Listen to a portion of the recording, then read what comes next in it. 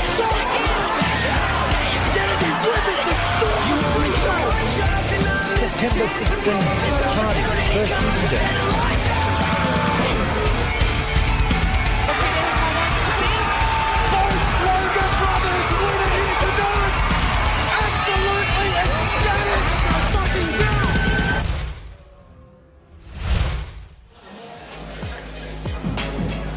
Good evening, fight fans, and welcome back. It's Beatdown Promotions number 11, made possible by our major sponsor, Next Gen Constructions, and brought to you through the power of DAZN. Man, Jaden, it is title time yet again. We are crowning a featherweight champion in our main event.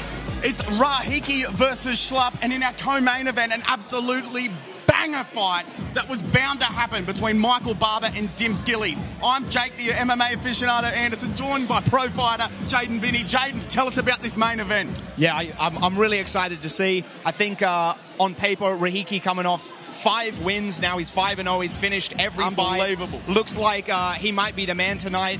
But if we think back to one of his opponent's previous fights, Schlupp against Seb Saleh, who's now doing a great job working his way into the UFC. He spent the entire round of his first fight with Seb Saleh right in the man's back, trying to pull his head off. So maybe on paper it looks like Rahiki's night, but I'd say this could go either way. It should be a great fight. Absolutely. And in that co-main event, it is a fight. We were talking about it before. These guys are going to take chunks out of each other. Dim Skillies and Michael Barber. Man, oh man, it's probably going to end in a knockout. Funnily enough, we usually want that. This time through, we're like, please go 3 rounds. Please go 3 rounds. An absolutely stellar matchup in our co-main. Yeah, Michael Barber, I would say, again, looking on paper at the man's record, he has a losing record, but this guy has fought the top level that Australia has to offer. His losses are against guys like Colby Thickness, UFC veteran, 100%. Drillage. Like, he's really fought the best of the best. Like you say, these guys are going to take chunks out of each other. Yeah, absolutely. We have a fantastic card. There's something fresh about it. We do have some returning ones in our prelim, but as far as our pro card goes, there's so many new faces there that have been drawn into the type of fights that we have on Beatdown, especially the opportunities that Damian Brown is putting on. So it has a freshness to it. It's the same old Beatdown with the fights that we know, but man, if I could slap a belt on that co-main, it'd be the BMF belt. That thing is going to be unbelievable. Yeah, absolutely. Can't wait. All right, so if you want to follow us for our main event and our main card, you have to head to DAZN, DAZN.com. Type in Beatdown and we'll see you there. Stay with us because our card is starting very shortly. Man, cannot wait.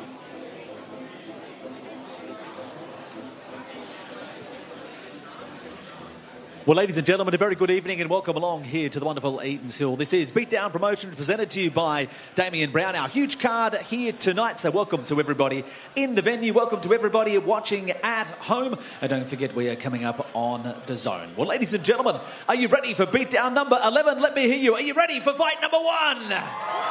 Let's bring out the fighters. Let's get this party started. Our first bout is presented to you with thanks to Astute Woolawin. We do it in the featherweight division. Let's bring out the 2 fighters. First of all, in the blue corner, this is Isaiah Hernandez.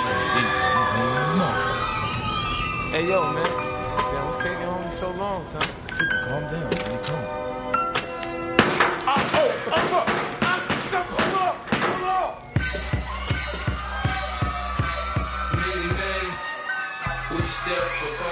Ooh, wow, let's do it.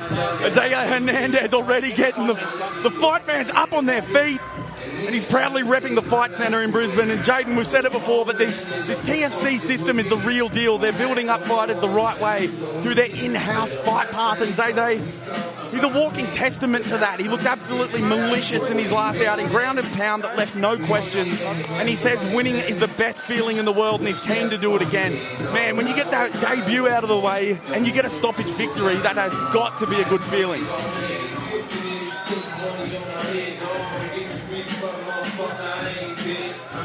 You can see him there with his Fight Centre troops. This kid brings the energy, confidence and chaos.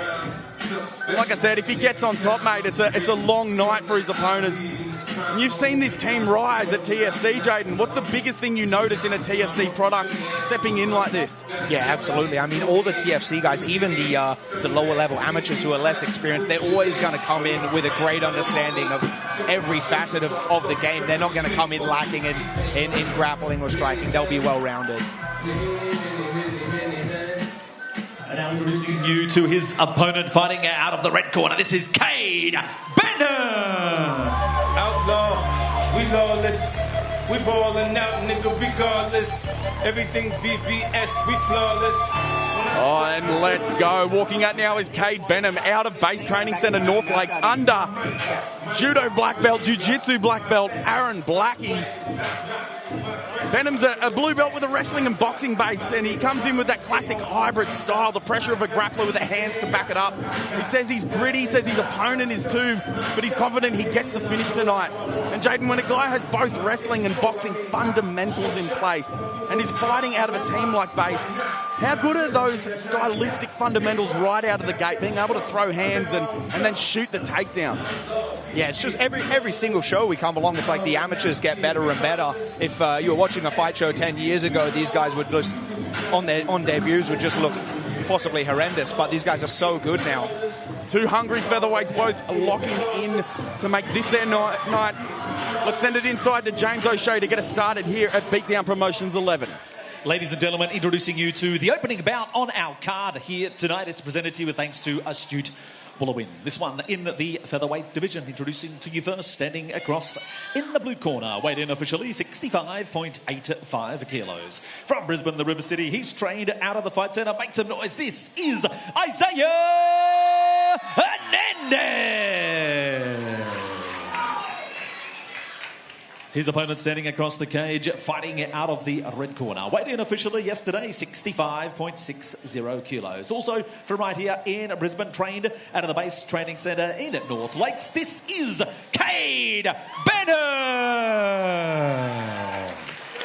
Referee in charge of the action is Mr. Phil Cassidy.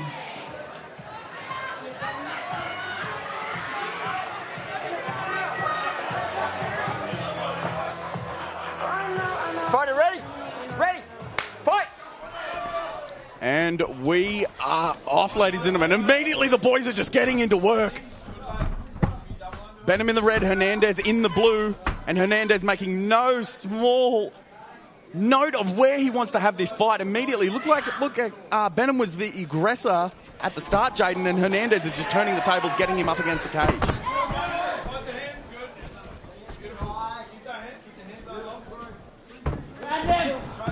You already see a couple small specks of blood on the white shorts of Isaiah Hernandez from that first exchange. Yep, you're right. The boys starting very, very quickly.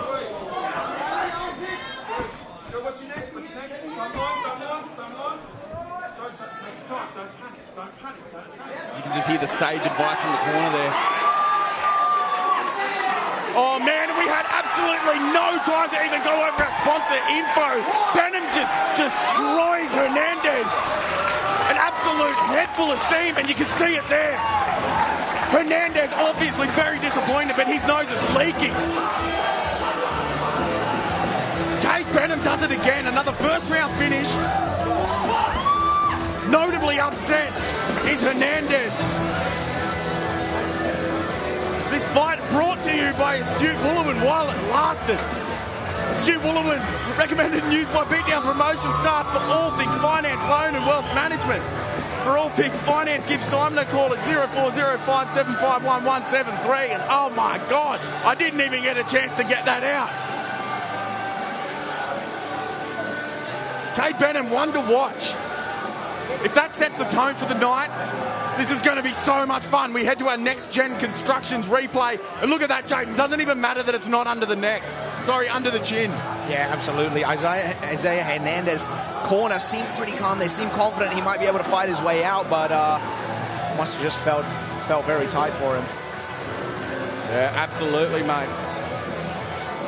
As we head back into the cage with James O'Shea. Okay, easy. All right, ladies and gentlemen, we'll get set to make this one official a part of our big card here tonight. Beatdown Promotions, your major event sponsor for this one, Next Gen Constructions. And this bout, your opening bout on the card, is brought to you with thanks to Astute Wollowin. Ladies and gentlemen, put your hands together for both fighters. What a way to kick us off here tonight. But 57 seconds into round number one. Your winner by rear naked chokehold going to the red corner, Cade Benham.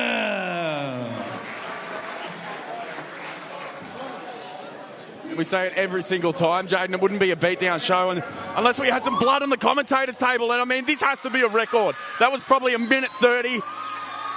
And we got blood all over us down here. The one time I decided to wear my beige jacket and not be in all black. I'm not complaining, though. They set the tone for the night as we roll on to fight number 2 in record time. Well, ladies and gentlemen, let's move on to the next bout on our big card here tonight. We are live from Eatanswill. This is Beatdown Promotions number 11. Major event sponsor for the big card here tonight is Next Gen Constructions. Let's bring out the fighters for bout number 2 on the program tonight. Introducing to you first, out of the blue corner, this is Eli Mills.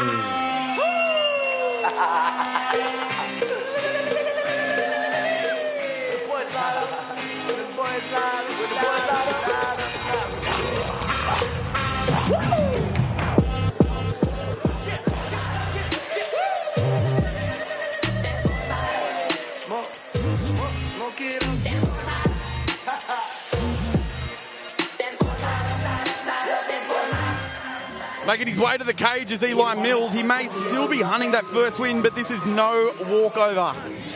Another fighter out of TFC under Ben Johnston. Mills is a blue belt with solid fundamentals, and he says that this has been one of the best camps of his life. He's coming in fit, focused and determined to make the most of a second chance. He's a gritty striker, but says he's looking for a submission in round 1 tonight. So he's not hiding the fact that he's going to be chasing the sub, Jaden.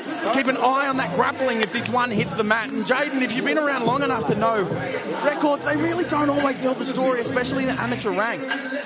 What do you look for in a fighter trying to bounce back after a loss like Mills has? Yeah, absolutely. I mean, it's you can really get anything at the amateur level. It's so hard to predict the skill level of your training partner. So you're really just walking in kind of blind. And like you say, Jake, the records can lie. It can sometimes be hard to get a matchup that's even. And it's very often you see someone who might not have the best record for their first 1 or 2 fights, and then they just it looks like something changed overnight, and they're all of a sudden looking awesome. That very well could be Mills tonight as he makes his way into the beatdown cage for fight number 2.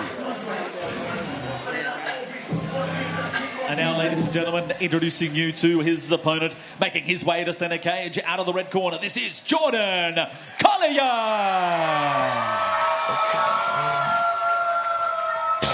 Mike Chuckle, Eastside Trifecta. I said, Mike Checker. He's halfway out and then he's walked back again. Looks like he's getting some sage advice before he heads out here. Or he could be waiting for the beat to drop. Not going to hold it against him either way. It's a banger. And there he is, back in the beatdown cage is Jordan Collier. He made one hell of a first impression, a 48-second knockout in his MMA debut. I'll say that again, a 48-second KO. That's all it took for Collier to plant his flag as someone to watch. Out of base training centre under Damian Brown, you can see on your left. He's aggressive, he's powerful, and he's built to finish. He's been sharpening the wrestling ahead of this one, anticipating takedowns, he says. He's been working the sprawl, but don't be fooled. The hands are still the danger, and if you leave your ribs open, he's hunting for the liver, he reckons. Says his prediction tonight is a kick or knee to the body followed by a merciless finish. Getting very specific there, Jaden. He looked explosive in his debut. How hard is it to keep that same energy going into a second fight, especially when there's now a bit of tape on you that your opponents can study? Yeah, absolutely. I guess for Jordan Collier, not too hard at all because he seems very confident. He seems to know what his opponent's going to try and do. As he said himself, he's going to look to ruin his night with a big old knee to the dome, in the words of Jordan Collier. Ladies and gentlemen, introducing you to this bout on our card here tonight. This one is brought to you with thanks to Confidential Tax and Business Services. We do it in the lightweight division. Introducing to you first, standing across in the blue corner, weighed in officially 70.25 kilos. From Brisbane, he's trained out of the fight centre into the cage for fight number 2, looking for his first win. This is Eli Mills. His opponent standing across the cage. He fights out of the red corner. Weighed in officially 70.40 kilos. From right here in Brisbane, the River City, he is trained out of the base training centre. One fight for one win. This is Jordan Collier! Referee in charge of the action is Mr. Thomas Churchill. Fight number 2 brought to you by CTBS. See the team at CTBS for all tax, finance and business accounting and advice. Head to ctbs.net.au for more information on how CTBS can help your business. Fight number 2 underway. Collier in the red, Mills in the blue. Immediately, boys looking to probe each other, sending out jabs and low kicks, Jaden. Looked like that one might have been low. Neutral. First fight, the boys get absolutely stuck into it. Second fight, we've had a delay already. I don't know what to expect. And it's no joke, is it, Jaden? When you cop one to the fruit basket, it's horrible. Even with that cup. Yeah, I think that's a bit of a misnomer. I think that people who haven't trained, they think, oh, they have a cup on. It's no problem. It's definitely still a problem. Mills says it's not a problem enough to give him the full 5 minutes and we're back into the action. I'm loving those low kicks early by Collier. They're just going to be money in the bank. And you can see that style from Collier already. He's looking to box and wrestle. Yeah, absolutely. Standing pretty upright. Definitely looks like he's trying to fulfill his plan of a heavy knee to the dome on Eli Mills' shot. Oh, and speaking of heavy, his hips are very heavy as Mills repeatedly trying to get him up and he finally gets him down. Oh, and springing back up is Collier. You love that. Let him go, boys. How good is this? Look how measured Collier is. He's got the respect of Mills. Mills looking almost to go second. Oh, and he leans back, eats a hook at the same time. There's that liver kick that he was talking about. Mills really does still have it, but he's looking a tiny bit lost. Yeah, absolutely. Collier seems like one of those fighters where all he needs to land is one punch and he gets a massive confidence boost and he tries to land another 500. Yeah, it's all downhill. He's just rolling. Another big kick to the leg. One thing Collier's doing that Mills has yet to do is throw, but even put out a single feint. When you watch Collier, he's really doing these irky-jerky movements and keeping Mills on the back foot. Mills choosing to fire back. Oh, huge shot! Take the space! Take the space! Take the space! I think Collier's really starting to get the read. It's a rear hook that is just winging for Mills. Yeah, and props to Jordan Collier. He called it. He said in his before the fight, he knows his opponent likes to throw overhands from the hips. Oh, big right hand as Mills was stepping in. He's been absolutely right about that so far. Yeah. That's wild. Collier's timing the right hand, just snapping his head back, and Mills is powering through it.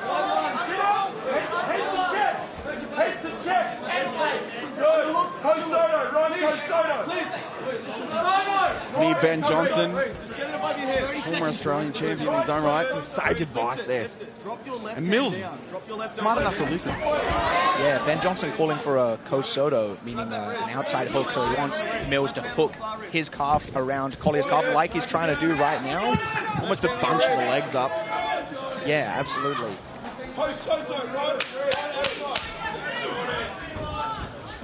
What a pace in this first round. Apologies to the folks at home. That should be the end of the round. Our clock was frozen. Rest assured that is the end of the round. Collier and Mills, one in the bank.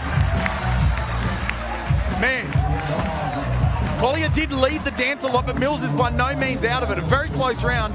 Mills is throwing with absolute intent. Yeah, absolutely. Massive overhands from Eli Mills, which is exactly what Jordan Collier expected. I'm really excited to see if he ever lands this knee to the dome he promised us. To Mills' credit, he's been pushing him back. He has been going second as we go to our next-gen construction replay. Look like Mills is a little bothered by something, possibly a finger to the eye. Collier managing to keep him on the outside. And Mills just wading through danger to get it happening.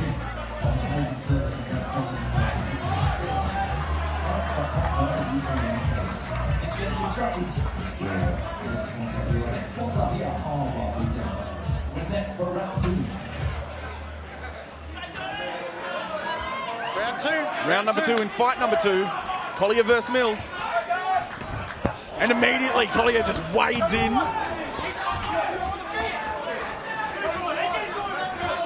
On the jump, Collier's doing really well. I'd like to see him just almost create space sometimes.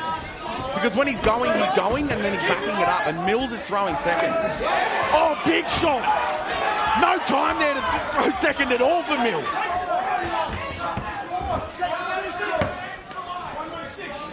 The pace has slowed a little bit, but the action really hasn't, Joe.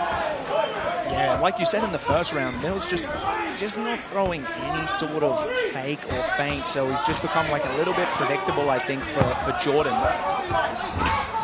Jordan now moving back in a straight line, though, and that could be something that Mills wants. Right as I say that, he ends up moving backwards, getting stuck against the cage, and Mills gets an opportunity to grab onto him. Take the back they call, and he's almost there. Calling for him to drag him to the mat, and look at that arm of Collier, it's stuck. Pinched in the body lock. It's almost worse, isn't it? You think you're going to get an underhook? And Mills just completes the prophecy set by Ben Johnson. Take the back, and he does almost exactly that. Yeah, you're absolutely right, Jake. The hands, you try and pummel back in your underhook, and then your hand just gets smooshed in the body lock. Looked like that was Mills' choice. Definitely wasn't a choice to eat that punch then from Collier. Yeah, great job by Mills to attack on the break there. And there's just so much. We saw Collier just feint then. There's so much in a feint. Sometimes the guy will be thinking about going, you feint and he'll clench up and hold his breath. There's really a lot in it. It's those subtleties, those soft skills that aren't exactly like hurting the other guy, but they really are taking a lot of skill, and Mills just looks to be wearing a lot of the damage on this, on his gas tank and physically as well. Collier now with the body lock. It becomes such an odd position, isn't it? You're used to the guy that's dominating the clinch is usually with his back to the middle of the cage. But now, and we go to a more traditional position, exactly what I was just talking about. Your hand in the cage, it affected the position, all right? Thomas Churchill not liking something. They break. Collier takes a very deep breath. And a very stiff jab, snaps back the head of Mills, and he's still on the back foot. Oh, huge shot. Mills is putting everything into it, and so is Collier. But the power for Mills looks to be the decider. Big shots. Collier's on the back foot. Smart of Mills to go to the body. Collier having so much difficulty keeping him off him. Yeah, both boys just trading one-for-one overhands there. And Collier's starting to bleed all down the back of Mills. 100%. This could be one of these, Jaden. Fantastic fight, absolute action from bell to bell. And we got one more fight. A big old cut on the eye of Collier, who had a great showing in that first round. I think he might have edged it. We try not to judge, but we can't lie to our fans as we go to the next-gen construction replay for this second round. And a lot of the action that we're seeing here, it looks like Collier's trying to go and Mills is just wading through it. And by the end of the round, it was a lot of Mills just going first. Boom, boom, boom. You can see it again. He's throwing up top. Mills almost just trying to push him away. No guard in sight. Absolutely. It's very frustrating when you're the taller and longer fighter and you run into a guy who just decides he doesn't care at all and is just going to take one to give one. Yeah, and you can see there, Beatdown 11, go to DAZN.com, DAZN.com, search Beatdown and subscribe to DAZN to watch our main card and our main event for our first ever featherweight title. Round 3, fight number 2, Collier versus Mills. Oh, Mills cracks him as he tries to jab, and we're seeing that pressure from Mills again. You can see Collier definitely has got the respect of being able to hang in there, but at the same time, Collier's going now and almost shelling up after he goes. Yeah, absolutely. It looks like Collier kind of, he'll stay back and he'll land a long straight punch, and then after that, Mills just decides it wakes him up, he's going to walk him down and land that overhand. Yeah, why not? And sometimes to your point that you made before about the second round, a tall guy like Collier, he does have that range, but he also has what we call tall man defense. Sometimes you get them moving back, they put their head up in the air, and we did see a little bit of that. We didn't see him really blocking any of his shots at Mills. We saw him trying to lean back and lean away, but when your back is on the cage, there's nowhere to lean to. Yeah, absolutely, especially with a guy like Mills who's just going to start bombing overhands to the chin non-stop. It's kind of debilitating because he did it in the first round. It didn't really work. He did it in the second, and then it started to work, and then you're fighting a guy like that, and you're like, dude, this isn't going to work. And then it starts working, and you're like, oh, crap, this is starting to work. Collier gets back to his feet. Mills in a dominant clinch position. Let's see if he can do something with it. So what does this mean for the third round, Jaden? These guys have been going at it. It's possibly one apiece that we spoke about. This could be enough of Mills to win it if he does something significant, which we haven't really seen yet. But I feel like Collier really needs to turn it back. It looked like that body knee affected Mills. If I'm Collier, I'm trying to put out more shots but put less into them because he's throwing everything into him and it's almost taxing him. Yeah, I couldn't agree more. Collier just seems very tired at this point. Looks like he used a second on the fence there to suck in some oxygen and start attacking again like he is now. Man, and he just snapped Mills' head back with like a Pez dispenser with a jab and then a hook to follow. Collier smells blood even though it's him that's bleeding. Hands down by his waist, the boys walk into the middle. Almost an agreement to start letting them go. And there's the knees that Collier was talking about in his pre-fight. They're clashing with anything and everything, whether it's a jab, whether they're grabbing them to the clinch.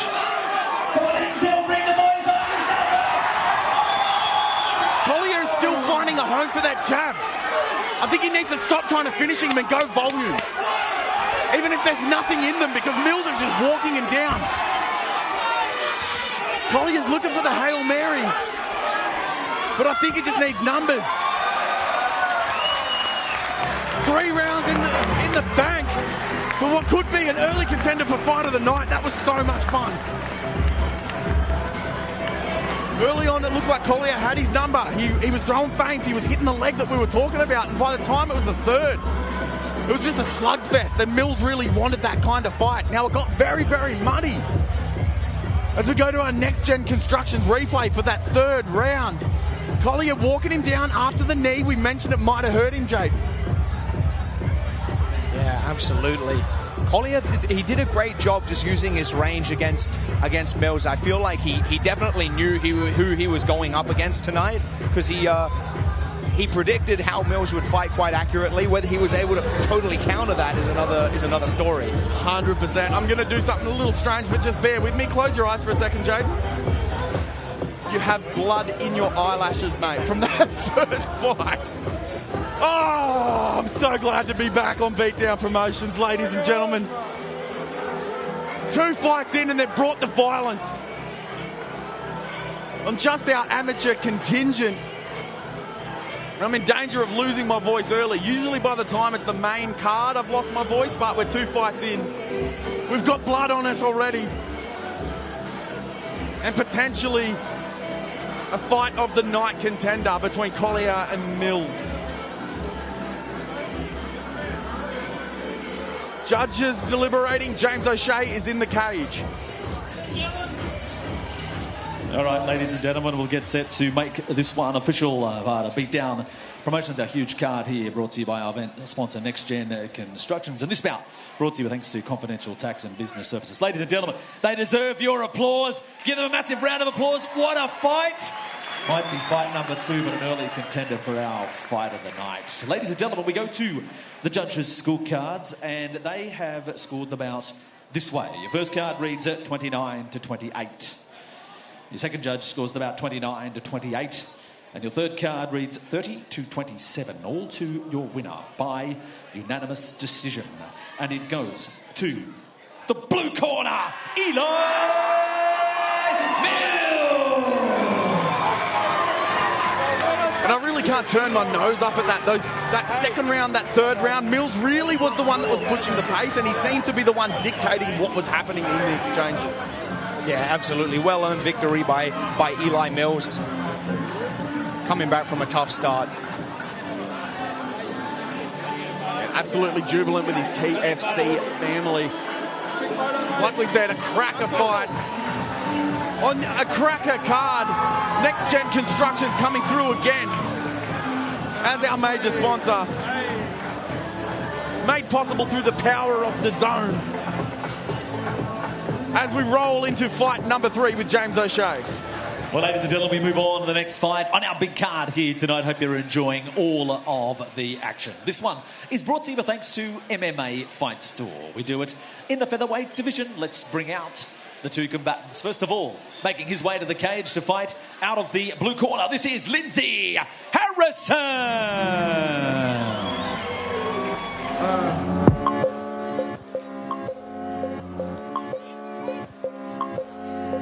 Opportunity be knocking.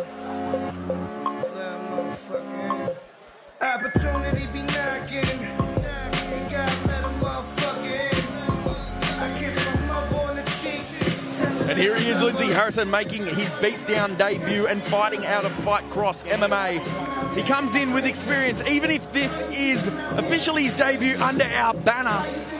He mentioned just 12 weeks ago about a first-round TKO loss, saying that camp was his best yet. The weight cut smooth, the prep dialed in, but sometimes MMA is a cruel teacher.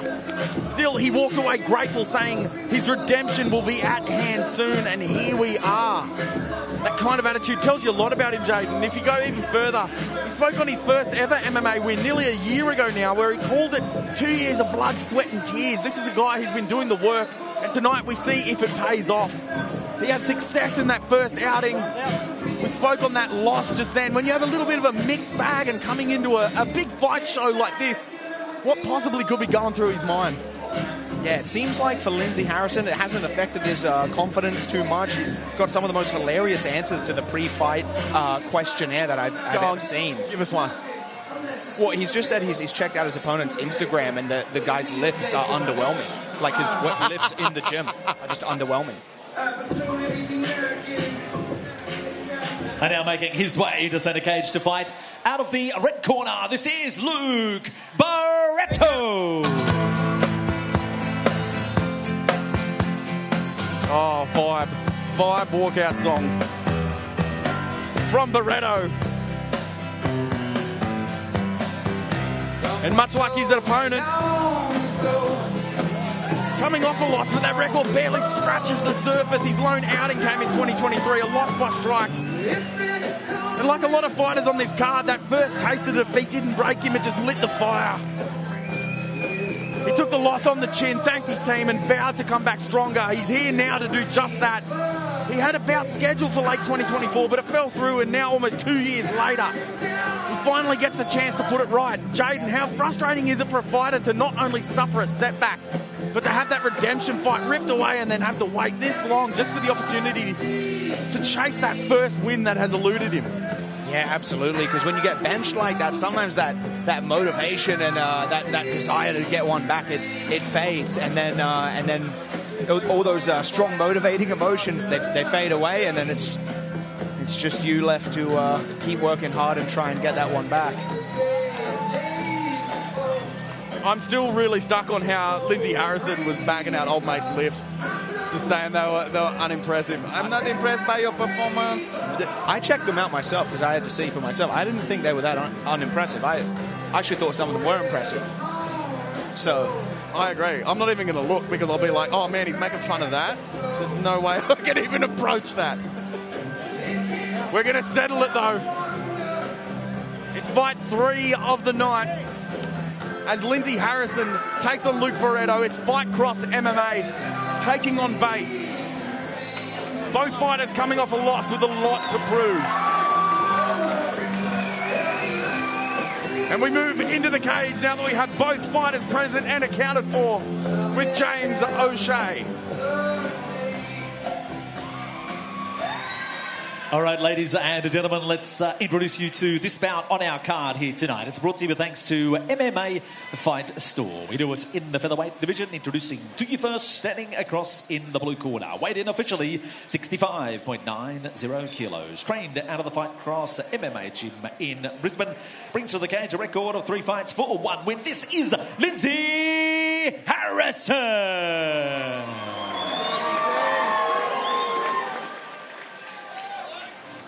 And now his opponent standing across the cage, fighting out of the red corner. Tip the scale, 66 kilos neat. From right here in Brisbane, Queensland, trained out of the base training centre. He's had 1 fight, steps into the cage. Fight number 2, looking for his first win. Makes some noise. This is Luke Barto. Third man in the middle, in charge of the action. Your referee, Mr. Peter Hickmott. Fight number 3 on our card, brought to you by MMA Fight Store. Now with their convenient Brisbane store opened and running, getting quality equipment has never been easier. Head to mmafightstore.com.au to upgrade your MMA gear today. Fight number 3 underway. Lindsay Harrison in the blue, Luke Barreto in the red. Oh, feigning, but not a lot of waiting. The boys are just getting straight into it. Oh, 2-3. Man, how did Barreto just eat that? I'm like waiting for him to stumble around, and he's like, no, I assure you, Jake, I am fine. Yeah, absolutely. Especially so early in the fight. It makes such a massive difference when you're completely cold. You haven't eaten any shots yet, really, the entire night, and you just get smacked. It's so easy to get dropped by those shots, but not for Luke Barreto. Yeah, especially when you come in, you hype yourself up out the back. The team's like, oh, you're ready for this, da-da-da-da. And then you get cracked. A lot of those times, they can really shake you.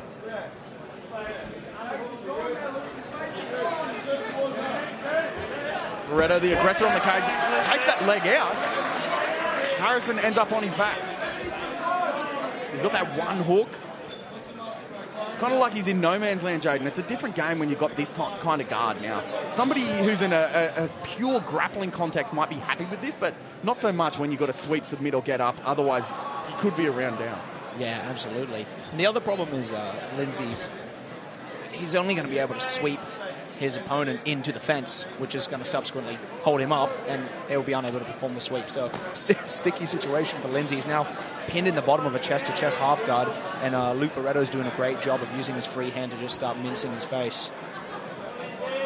Mincing is the word for it. It's just a horrible position to be in, and we were looking at this cage earlier today.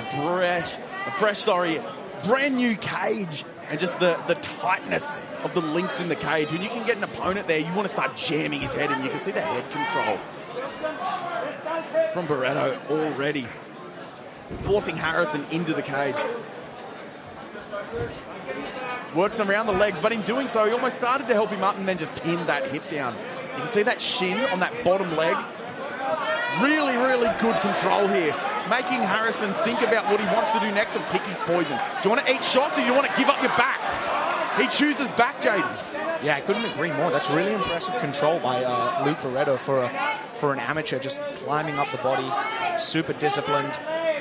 Because it's so common for amateurs to they get a good position, they're like, oh, awesome, I can punch, and they basically stand all the way up, their chest rises to start trying to rain down bombs, and then the opponent's gone. They escape. But not Luke Barreto, who climbed up the body, now finds himself on back control, which is obviously where he wants to be. Yeah, and I thought it might have been because he got cracked early on that he went into this grappling context, but now I'm starting to think this is the plan. Yeah, absolutely. I believe in his pre-fight questionnaire, he said he plans on using grappling to win this fight. An interesting round. I'll put it that way. Not exactly action-packed, but these boys are just getting a feel for one another. The grappling was all Luke Barreto from what we can see from that trip that took the legs out of Lindsay Harrison. As we go to our next Gen Constructions replay, there's the foot getting taken out. Barreto's on top and just really forcing Harrison to pick his poison, mince the face, like you said, gave up his back. And Luke Barreto was all over it. Time traveling back to fight number 2. A capacity crowd at Beatdown Promotions 11 here tonight. We've actually had to open up a little bit more seating. Fight fans just ravenous for these tickets.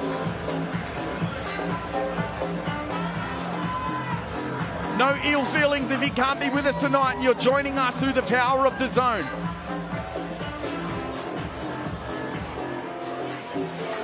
Good. Two. Fight number 3, round number 2. Barto just being a little bit flat-footed. He looks cautious, almost to a fault. Yeah, Lindsay as well, though, just comes out. He started the first round as well, very stiff and rigid. Yep. It just really looks like he's that way because he's trying to load up. And he's got one low. You could hear that one too. Yeah, heavy shot. As you said, Jake, he looks like that because he's trying to load up, I agree, which usually doesn't work out for you, which was what I was thinking in the first round, but then he subsequently landed 2 massive punches.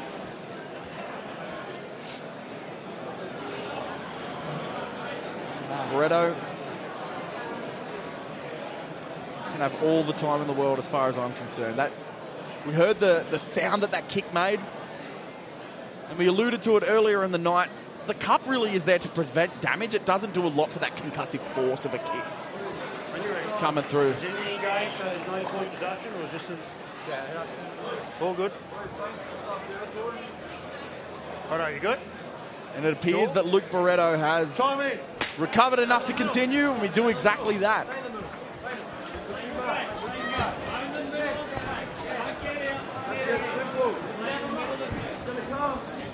Harrison just a little bit more initiative on the feet. Barto seemingly reactive, throws an overhand and goes into the shot. I really like that. And look at the active hips of Harrison. Just even in the body language. Harrison looking really frantic, and Barto seems to be almost cautious. Yeah, I can definitely see Barreto's point of view. When you have a guy who's that frantic, as you say, standing in front of you, looking so ready to pounce at any moment, you can't just walk in and throw something because you know they're just going to go absolutely berserk. Barto now definitely trying to get it into some sort of grappling context. Goes for that reach of the leg. Oh, and he gets it. You can almost see the frustration of Harrison when he realised he tried to hip escape and tried to turn him over, but nothing doing yet. Barto looking really good on the ground. First round end now. Yeah, I agree. You could definitely see the frustration on Lindsay Harrison's face when Luke Barto got that takedown. Luke Barto looking to do more of the same. We'll see. He's probably waiting for Lindsay Harrison to start posting up on an elbow so he can start controlling that bottom arm and smashing his face just like he did in the first round.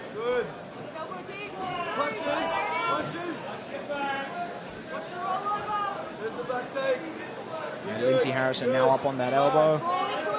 And Luke Barto looking to use it, punching that strangle. You want me to get the blood out of your eyelash, by the way? It's still there. Really? It's still there. Your left one. It was funny at first, and now I'm like, there's probably some sort of medical. Oh, wow, I can see. Yeah. Little droplet of blood. I've got some on my phone, too. Fantastic position now. Just the way that you can peel that hip open with that hook, it's a very different position. Common in MMA, but not so much seen in a lot of other grappling sports. Yeah, absolutely. And the problem is, even if you are the stronger fighter and you have better lifts in the gym, if the man is riding your back in a crossbody ride with their head over your head, you're going to gas so much faster than them and you'll no longer be stronger. Yeah. Harrison really does have a few opponents, not just Luke Barto, but it's also the cage and its gravity as well. Oh, and that's all Barto needed to hear until he starts opening them up. Almost falls off the back, maintains control. And another round for him ends in the grappling department. Close round, but if you look at the way that they end, and personally this does sway me, you've got to look at how the round ends. You've got to look at who's doing what when it comes to a close. You can't give a guy too much if we go to our next-gen constructions replay for what happens earlier if it doesn't amount to anything. And this definitely amounted to something. This is Luke Barto going to work. Shades of round number 1 at the end of round number 2. Yeah, Barto just completely in control of the grapple at all times. I'd say it'd be hard to give that one to Lindsay Harrison, but you never know.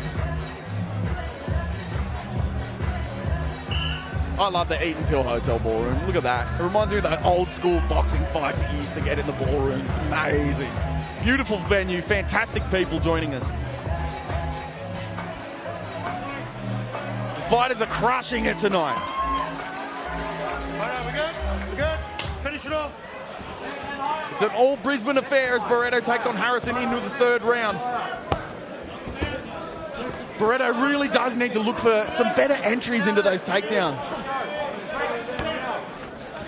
Yeah, Lindsay Harrison's corner calling to knock him out now. That's what they were screaming out. So they clearly know they might be down a few rounds. That is like the striker version of just stand up. It's like just make him unconscious. If only. And look at the tenacity of both men, Barto and Harrison. Yeah, Lindsay Harrison just fighting with absolutely everything he had to not get put on his back there. I think he knows if that happens, it's probably the end of the fight for him. Oh, that's awesome. That sprawl just driving him down, and it has to be whatever the opposite of motivating is. I can't even think at the moment. But Lindsay Harrison just driving those hips down, I honestly think he needs to really get to work. Yeah, absolutely. He needs to get to work. He did a much better job defending the takedown out in the center. So I'd say we look for Luke Barto to start trying to back Lindsay up and put him against the cage. That's where he's had success before.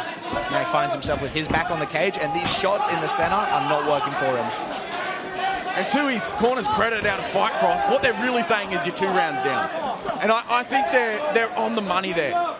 If this goes into another grappling exchange, it's probably going to favour Barto from what we've seen. Harrison needs to start letting him go. Yeah, sometimes as an amateur as well, when you're less experienced, you think, or you think you're 2 rounds up. It's easy to take your foot off the gas and be like, oh, this guy's dangerous, I don't want to get too close to him. But it almost never works out. If you're winning, you need to keep winning and keep your foot on the gas. I agree. If there's a guy who's 2 rounds down who becomes more dangerous, you can't let up. You cannot let up. It's like throwing water on the fire. Yeah, absolutely. You just let it into your opponent's head. They know this is my chance. I've got to go now, and then they just hunt for that finish. I mean, Barto can almost keep doing this.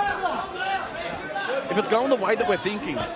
First round, second round, Barto. Harrison not able to turn it on in the third. He can at least make it muddy and go 2 rounds up.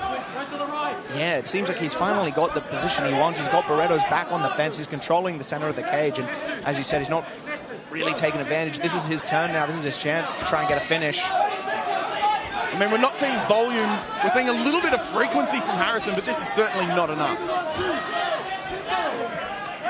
He really needs to channel that early power he had at the start of the fight now.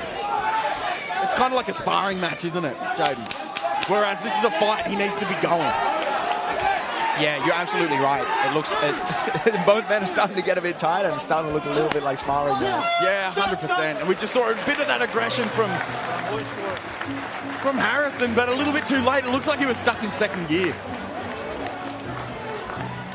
Great fight, a technical fight. We saw a little bit of everything. Showing experience beyond their years, especially the grappling of Luke Barto. Yeah, absolutely. Luke Barto only being a blue belt, but really impressive and disciplined grappling by Luke Barto.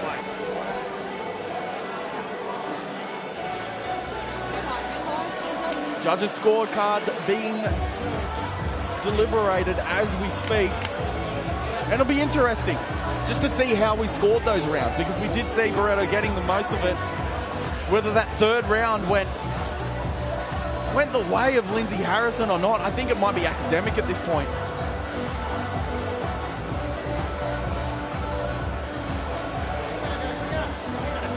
Judge is really trying to get this one right, and we can't blame him. Despite opening up more seating here at the Eaton's Hill Hotel Ballroom, we have another sold-out show. And I could tell that before I was even told that by how loud the crowd is, especially getting behind the contingency. That is Base Training Centre and TFC, these fight camps that just show up and level up every single time we see them. And James O'Shea has entered the cage after keeping us waiting. Let's find out who our winner is. All right, ladies and gentlemen, let's get set to make this one official. This one brought to you thanks to MMA Fight Store. Put your hands together for both of our fighters here. Ladies and gentlemen, great bout here as a part of Beatdown 11. We go to the judges' scorecards, and they've scored them out this way. Your first card reads 29-28. Your second judge scores the contest 29-28. And your third card reads 30-27. All to your winner by unanimous decision. And it goes to the red corner, Barto. I feel like that's going to be a tough loss for Lindsay Harrison. He's going to go back. He's going to watch this one when it gets released. And I really think he's going to understand that there was a lot more that he could have done. Yeah, absolutely. He seemed a little bit like had a bit of reaction when they read out 30-27. I guess that's probably because he suspects he'd won that last round. But when the fight's where it should have been for you and you weren't really able to capitalize, I agree. It's different, isn't it? You can get knocked out and the fight gets taken away from you. This time I thought Lindsay Harrison really let it slip through his hands. At least having a shot, having a crack in that third round. Maybe having to go out on your shield, but at least knowing that you gave it everything. Very, very tough. And tough grappling from Luke Barreto as we roll in to fight number 4. Fight number 4 on our card, ladies and gentlemen. Let's bring out the fighters. This one is brought to you with thanks to Confidential Tax and Business Services. We do it in the light heavyweight division. Let's bring out the two fighters. First of all, fighting out of the blue corner, this is Odin Robinson.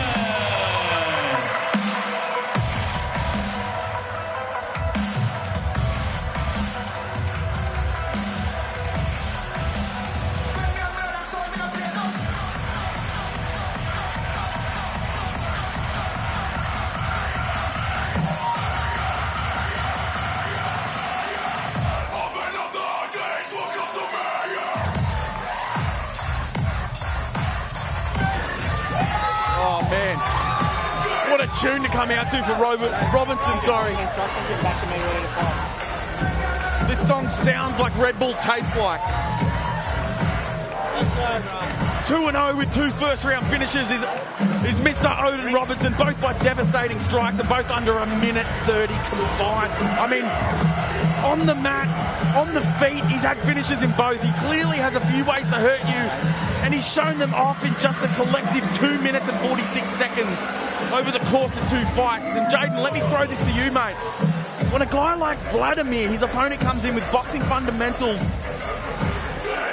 and a matchup that is like a fearless approach. They're both fearless fighters. And he meets a guy like Robinson with that KO power who's already built a rep for making short work of opponents. What do you make of a matchup like that? It's a great question, Jake. Honestly, if I was 95 kilos, I don't even know if I would ever want to participate in the sport of MMA. These guys are so dangerous at that weight class with the small gloves. I will accept that answer. And now, ladies and gentlemen, his opponent fighting out of the red corner. This is Alexander Sankovic.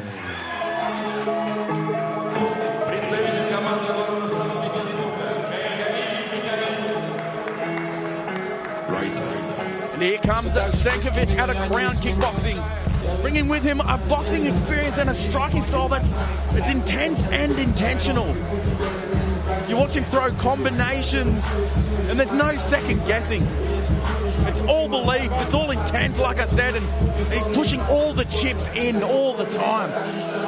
Playing big bets only. He's a man who credits his team for everything behind the scenes, but once the door closes, he's got to prove it on his own, and he intends to do that yet again tonight, coming off a win. Either way, Jaden, this could be the dark horse fight of the night. Both men have the credentials to shut one another off. Both men have the experience and have done so previously.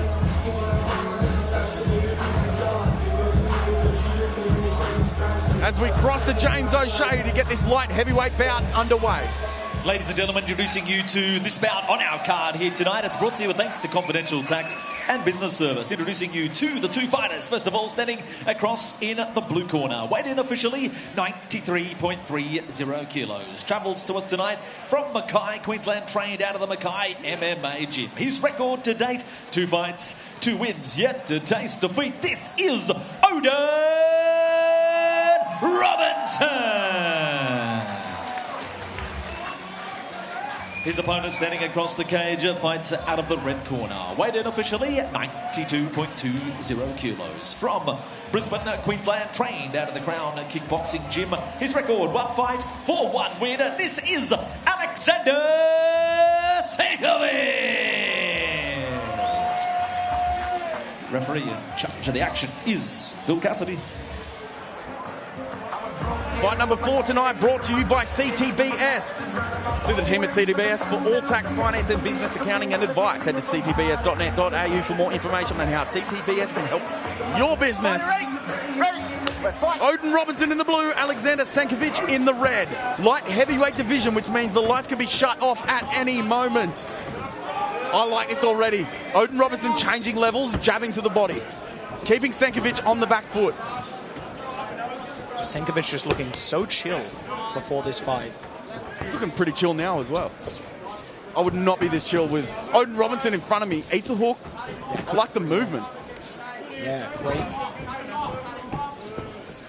great movement by Senkovic, and he's very chill. Sometimes when guys come out like that, you watch them come out and they just get slept immediately, but Senkovic looking chill in a good way, like he knows what he's up against. Senkovic has the kickboxing skills, and if you watch Odin Robinson, he's really going back and to the right a lot with his head. He's not like slipping and committing to the slip.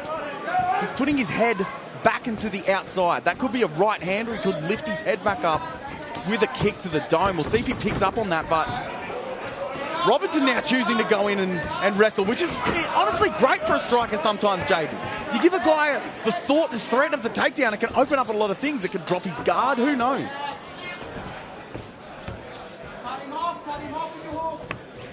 You can hear the corner there asking Odin Robinson to cut him off, and he really is doing so, limiting the offense and the defense of Senkovic, who tries to shake off a shot. Robinson just wading in almost, losing position in the cage. Senkovic now trying to open him up. It definitely looks like a few of those shots landed heavy on Senkovic, who's shaking his head and trying to get his wits back about him for a moment there. Robinson looking very calm. It's almost like he's seeing a lot of the stuff that's going on.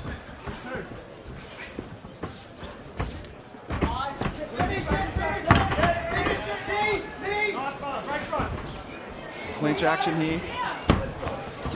A lot of what's going on is being dictated by Robinson, whether he's shooting in for a takedown, whether he's going first, whether he's feinting. Senkovic being the recipient of a lot of the action. Yeah, and Robinson just completely dominating the center of the cage. Yeah. Just as I say that, the position reverses. Well done by Senkovic. Well, to your point, I'm about to see, well, he's already done it. I was going to say, Odin Robinson about to walk him down. He does just that. And he's doing good not to follow. He's cutting off.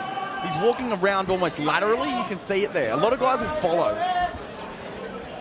Yeah, I couldn't agree more. He's doing a great job. He's really making Senkovic just keep walking and walking. And, oh, man. Great right hand by Odin Robinson. We're seeing Senkovic go less and less, aren't we? Yeah, I agree, absolutely. Fair enough after getting smacked by a few bombs from Odin Robinson. Put him away. And you can really tell a lot about the mind of a fighter. We could just see Senkovic then, when he did go, he loaded it up. And what that tells us is he's going second a lot. He's loading everything up. It means that he is uncomfortable.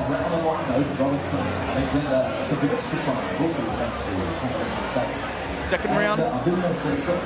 It's very, very interesting. A measured fight from 2 light heavyweights as we go to our next-gen construction replay. Odin Robinson really doing Odin Robinson things. Walking him down, keeping the jab going, lots of feints, cutting him off. You can see Senkovic trying to get something going, but it was Odin Robinson almost completely initiating. Raucous crowd already in attendance. Fight card made possible by Next Gen Constructions.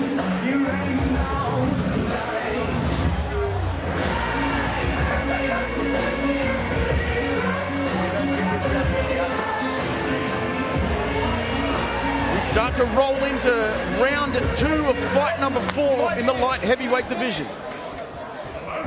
Very telling. Oh my God! Stankovic in trouble. Odin Robinson just unleashing, cutting him off again. Stankovic eats another one. What is this kid made of? Oh, and the wherewithal to clinch up, Jaden. Survival mode and does it well. Yeah, well done by Senkovic, but he was reaching there. He was desperate to get in the grapple, and the problem is you start reaching, your hands are no longer anywhere near your face. You get hit again. He's still not recovered, and that was another one that just kept him rocked. Odin Robinson, his punches are coming a little bit slower. Oh, huge! Through the guard and then around the guard. Give me some energy. Get him on release. Oh man, you can hear the corner just asking for some energy from Senkovic, and it's really all you can say. Try and bounce back, try and do something, because Odin Robinson is just going to keep pressing. You can't hope that he gasses, you can't hope that he feels sorry for him. Yeah, and Odin Robinson also doing a great job of just jabbing the body, using that to set up his right hand again. Looks like there might be a little bit of lead in the arms, not just the fist, but Odin Robinson's arms slowing down. Stankovic still got fight in him. He's taking deep breaths, he's trying to recover, but in doing so, he's also letting the gas tank of Robinson recover. Yeah, absolutely. It seems like Senkovic kind of wants to clinch up and grapple, but he's just really struggling to get a good grip on Odin when he does get close. You can see that Robinson really wants to throw that right hand, but in doing so, you spend the hip and you let them get out and around your power. So we're seeing that. I'd like to see Robinson almost throw the lead hand twice as much as the rear hand, because he's missing on the rear hand and Stankovic is getting out the back door. Yeah, you're absolutely right, Jake. Hey, he was having a lot of success when he was jabbing more and throwing his right hand after. Now starting to gas a little bit, as you said. And the lead hand starts to disappear. See, that again, he threw the right hand. Stankovic is able to get around. I bet you Odin Robinson will make me a liar now, and he'll just crack him with the right hand. In the gym, we call it knife and fork. You think about your lead hand is your fork, and about how much you use it and how much your fork sets up being able to cut things with a knife. And Odin Robinson really was using the fork. He was using the jab to keep him still, to line up that rear hand and not throw it willy-nilly. But you definitely can see him slowing down now. Second round over. This third round could be very, very interesting, Jaden. Yeah, absolutely. Yeah, I agree with you. It definitely looks like Odin Robinson was slowing down a lot at the end of that round. Mouth wide open, trying to suck in oxygen. Immediately, the corner from Senkovic. Crown Kickboxing knew, as we go to our next-gen construction replay on that cracking right hand, they pointed at Odin Robinson immediately, saying, look at him, mate. He's absolutely gassed. And for good reason. Look at Odin Robinson just letting him go. He had him so hurt. Put everything into those punches. Couldn't get rid of Stankovic, who, man, statuesque. Didn't really show a lot in his expression that he was hurt. And the third round, he smiles, he takes a deep breath. We could see Stankovic really turn it on here, and it might be his only chance. Absolutely.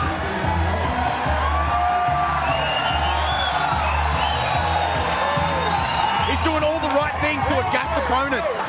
Build the crowd up, tell him I'm good to go for another one.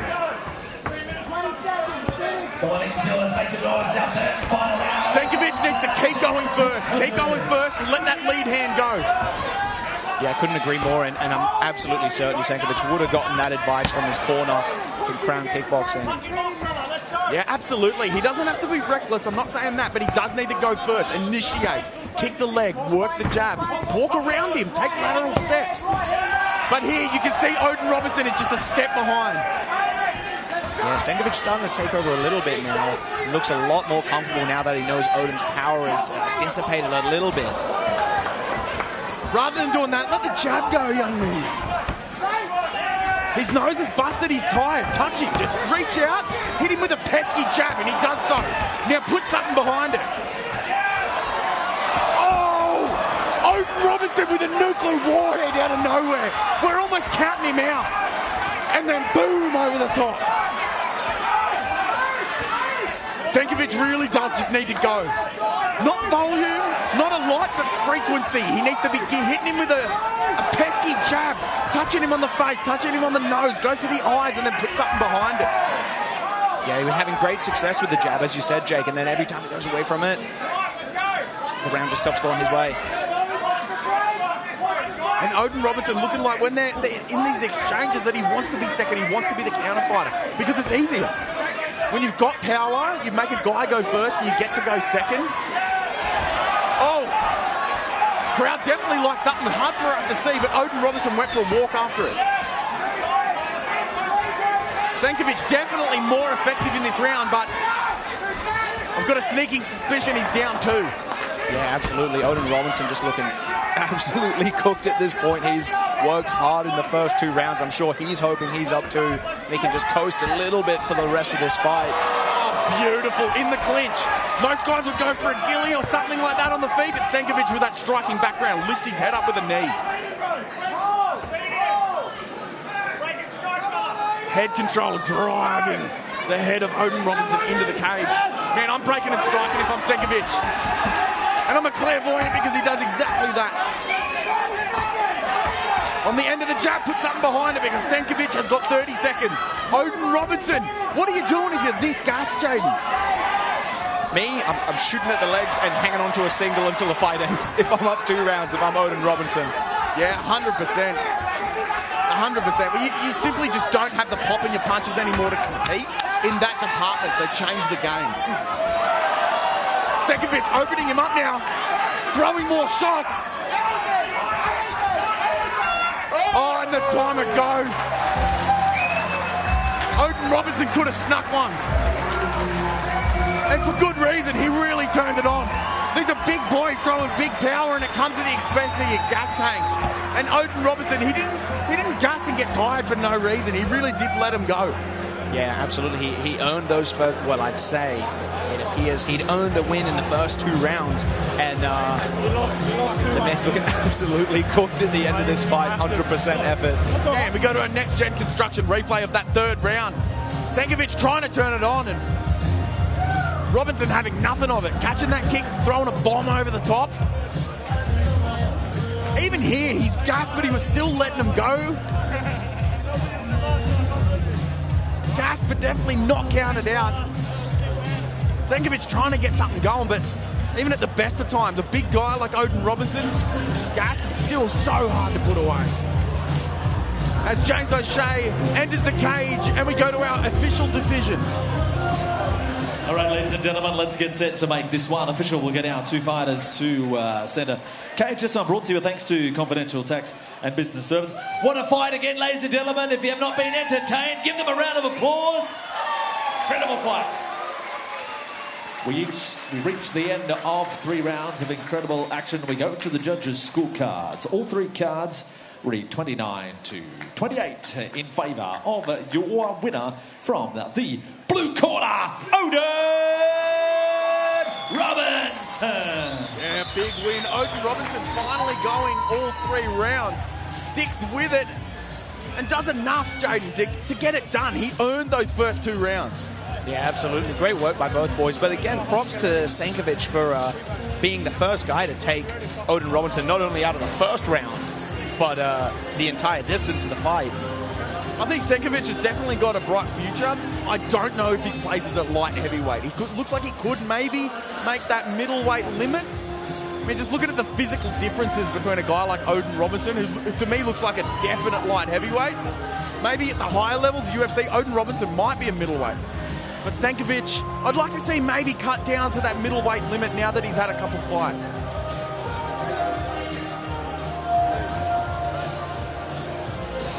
All right, ladies and gentlemen, we'll get set for the next round on our card. Hope you're enjoying all of the action. Beatdown promotion presenting Beatdown 11 here, brought to you thanks to our major sponsor, Next Gen Constructions. We move along with the next bout on our big card here tonight. This one brought to you thanks to Astute Willowin. We do it this time in the welterweight division. Let's bring out the 2 fighters. Introducing to you first, fighting out of the blue corner. This is Ryan Levy. I'm fucking greatest. Turn the music up in the headphones. So you go And here comes Ryan Levy making his beatdown debut, fighting out a tribal MMA, the same can that produced our featherweight title challenger tonight, Gabriel Schlupp. You know, Levy's been in the fire these last few weeks. His record might sit at 3-7, but that doesn't tell the whole story. His journey stretches all the way back to 2018, and after a strong start, he's hit a tough run, 4 straight losses. But here's the thing about Levy, Jaden. He shows up, he fights like he's got nothing to lose and everything to prove, which is true here tonight. He said it best himself after his last outing, fall down 9 times, get up 10. That's the soul of this sport right here, and I'll tell you what, I love the way this man fights. It's gritty, it's gutsy, and tonight it just might be glorious. Yeah, I love seeing a guy like Ryan Levy. He said he's completely gone back to the drawing board. He's looked at his results and reevaluated his game a little bit. And it's always awesome seeing a guy like that jump back in the cage to see what they've changed and what they've improved.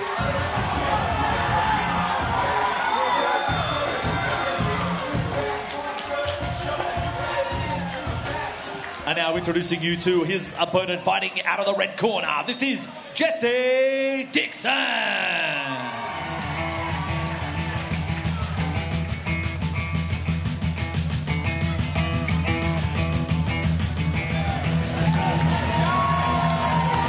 Making his way to the cage, Jesse Dixon, 2-2 as an amateur, and a product of the base training centre under UFC vet Damian Brown. And if you've been around the beatdown scene, you know that Jim doesn't do half measures. Dixon made a splash early in his career by winning by submission in the dying seconds of his debut. Followed that up with the first round TKO, but since then, he's faced 2 back-to-back setbacks against top-tier talent in both Quinn Kelly and Mario Loga, 2 guys that have blown the roof off this place. So it's nothing to turn your nose up at, Jaden. Both absolute killers who've made noise in this promotion. It's easy to talk about streaks, but this sport's about moments. And tonight might just be that moment for Jesse Dixon. A chance to flip the narrative and get back to the version of himself that started all this.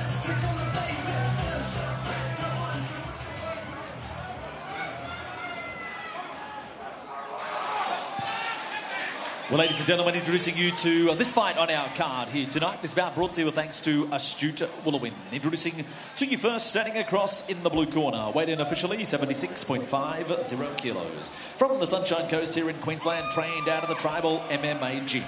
His record today, 10 fights for 3 wins. This is Ryan Levy. His opponent standing across the cage. He fights out of the red corner. Tipped the scales yesterday, 77.40 kilos. From right here in Brisbane, trained out of the base training centre. His record, 4 fights for 2 wins and 2 losses. This is Jesse Dixon. Referee in charge of the action is Thomas Churchill.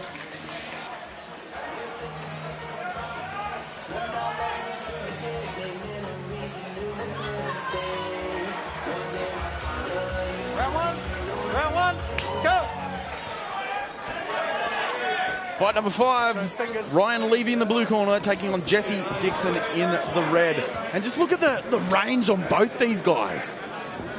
Very tall, lanky fighters, which can be interesting when you're, for your weight class, one of the longer guys in the gym, and then you have to fight a guy who's almost a mirror image of you, Jaden. Yeah, although I can't help but think for Jesse Dixon, fighting Ryan Levy might be a little bit of a breath of fresh air based on his last 2 opponents who were shorter in stature, but they were welterweights who punch like heavyweights. That's a really good point. He did not do well against them, so a breath of fresh air, this could be. Yeah, I know Jesse Dixon likes to box and he likes to play a rangier game, so this is probably a fight that he's going to really enjoy and look to be a little bit more technical in.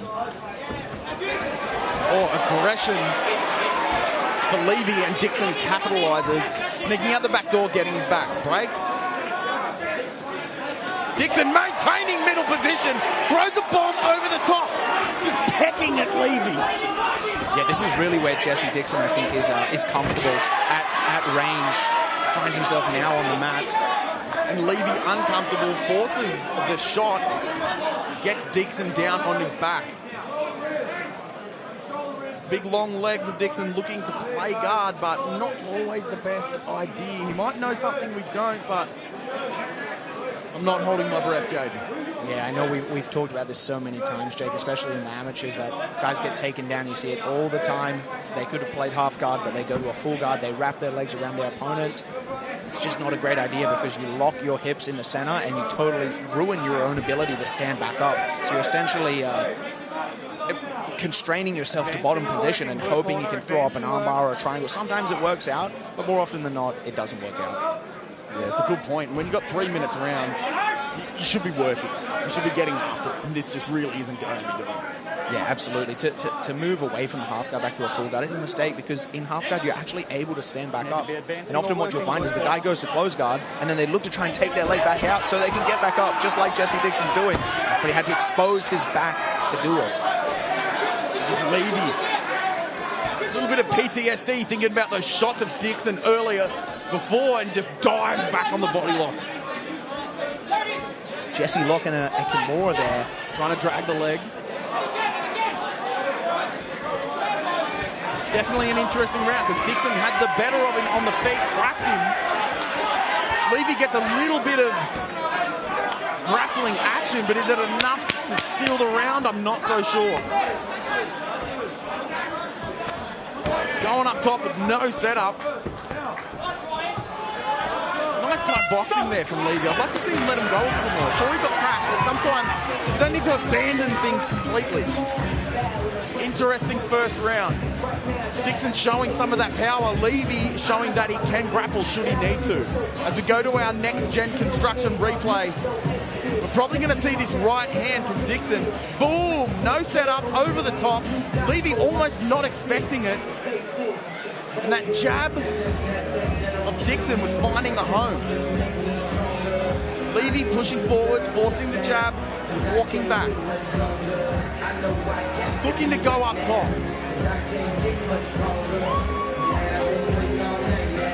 And our main card tonight, live on DAZN, DAZN.com. Search Beatdown and subscribe to DAZN to watch. We have a featherweight title in our main event between Gabriel Schlupp and Marwan Rahiki. 5 5-minute rounds to determine our second ever champion.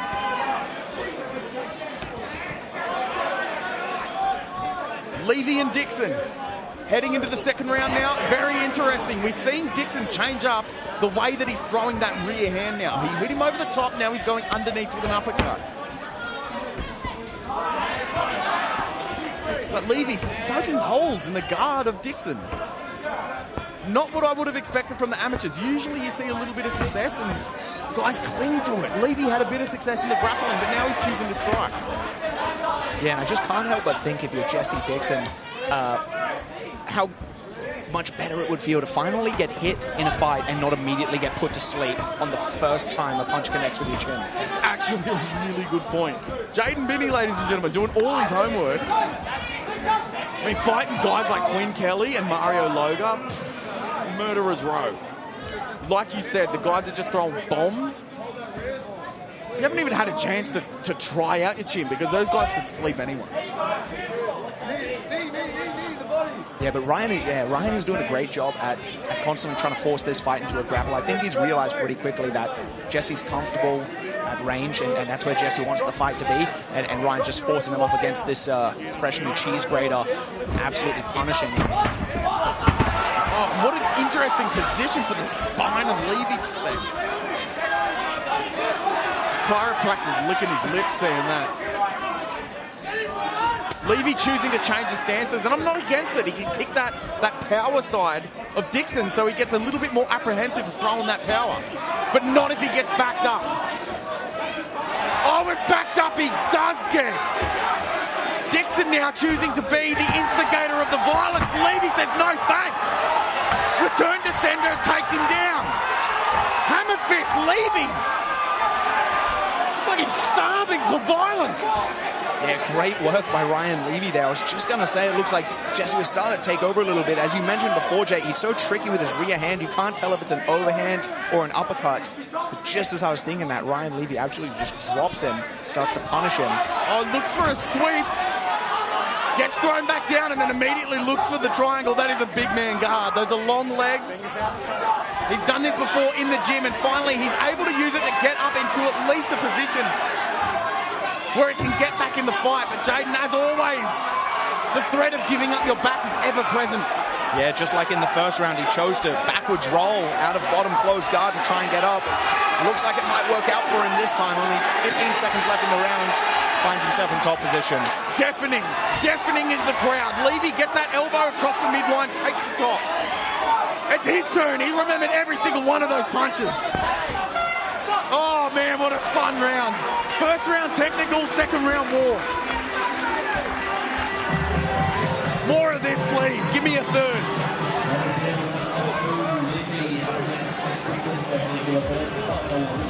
I love it. I love a fight like this because in the third round, they're fresh enough to let them go, but tired enough to drop their hands. So the defense goes out the window. Next gen construction. Thank you for making yet another fight card possible where these guys can do this type of stuff. Levy salivating over the chance to get him down and let his hands go. And Levy leaving nothing on the ground. Yeah, Ryan Levy doing a good job of kind of making me eat my words there. I was almost riding off his power compared to Jesse Dixon's last few opponents, but he's definitely clearly still able to finish this fight.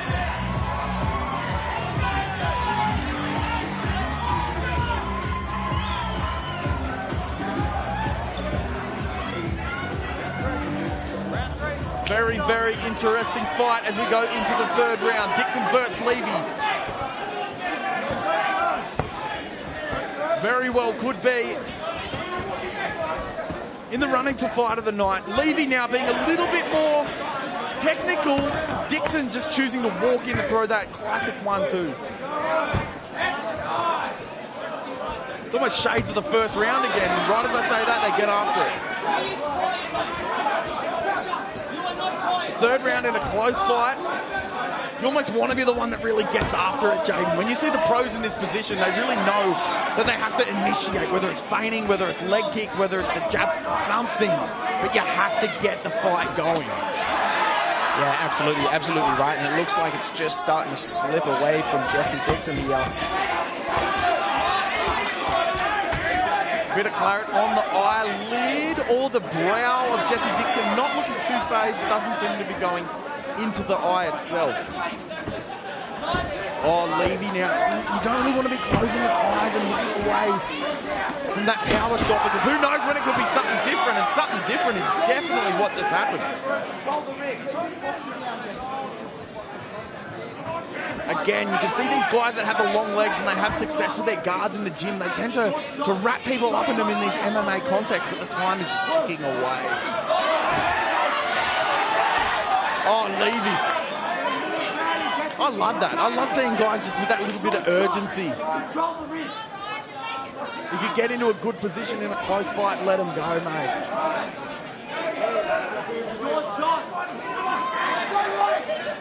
Dixon trying to break the posture, keep him down so that Levy can't be doing more of that. But if I'm Levy, I wouldn't even mind standing up at this point.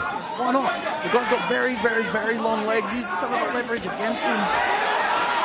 Because you don't want to be playing in his guard, getting wrapped up in a lot of this stuff.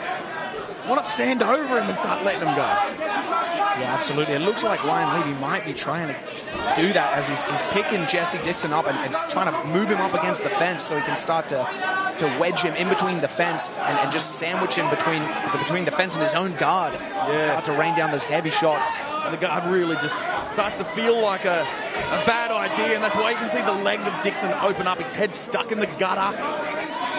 Levy using that head control. So hard. You can see him trying to throw up a triangle with your head stuck there. I mean, you really can't. It's asking too much of your anatomy. Yeah, you're absolutely right, Jake. And like you said, you end up on your back, no urgency, the round gets away from you. Jesse's been looking for that triangle for like 3 minutes now. That hip bump sweep as well, but too little too late, quite possibly. And the tenacity of Levy is what the judges are probably going to remember. Looked like he went for a power choke or a ninja choke right at the end, but Levy leaves the judges with the taste of aggression in their mouths. And you can see his fans up in the mezzanine, showering all their praise as he's showered with gratitude from his tribal MMA cohorts. great fight.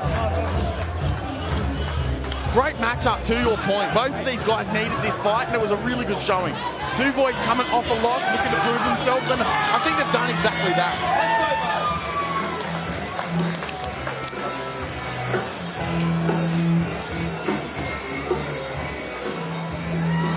Beatdown Promotions only does a show like this. The electricity in this place, palpable. As we're only halfway through our prelim card, Jade. We've still got a lot to digest. It has been a bloody night at Beatdown Promotions 11. Absolutely, as we pass it back to James O'Shea for our official decision. All right, ladies and gentlemen, let's get set to make this one official. It's brought to you thanks to Stuart Woolowin. Showing your appreciation for both fighters. Ladies and gentlemen, another great fight on our card here tonight. Beatdown 11 presented to you by Next Gen Constructions. Let's go to the judges' scorecards, ladies and gentlemen, and the judges scored them out this way. The first card reads 30-27, your second card 29-28, and your third judge scores the contest 30-27. All to your winner by unanimous decision, and it goes to the blue corner, Ryan Levy. Like we said, Levy leaving the judges with a statement. And it gets him the win here tonight. I've got no problem with that decision, Jaden.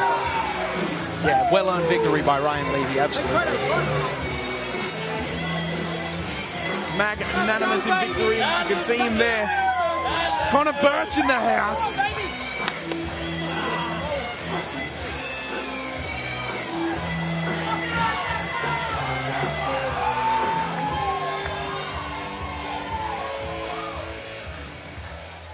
Well, ladies and gentlemen, that takes us to the next bout on our card here tonight. And this one is brought to you thanks to Astute Woolowin. Let's bring out the fighters. First of all, fighting out of the blue corner, this is Siobhan Neer.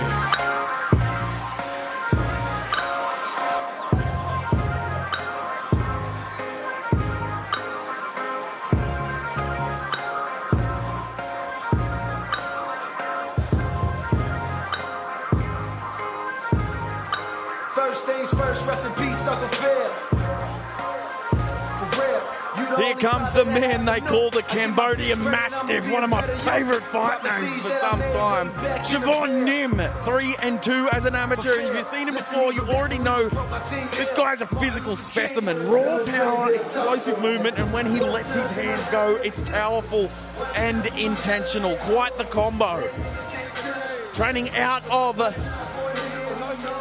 the Fight Centre under former Australian champion Ben Johnson, who you can see there, and he's stepping in tonight with something to prove. Bit of a theme with our amateur fighters.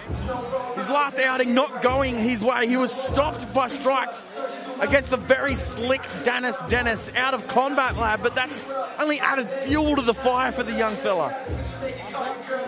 He's still developing, but he's got the kind of raw tools he can't teach. And when you put a fast starter like Shellhammer across from a powerful, a motivated athlete like this, it really is a powder keg for a fight, Jaden.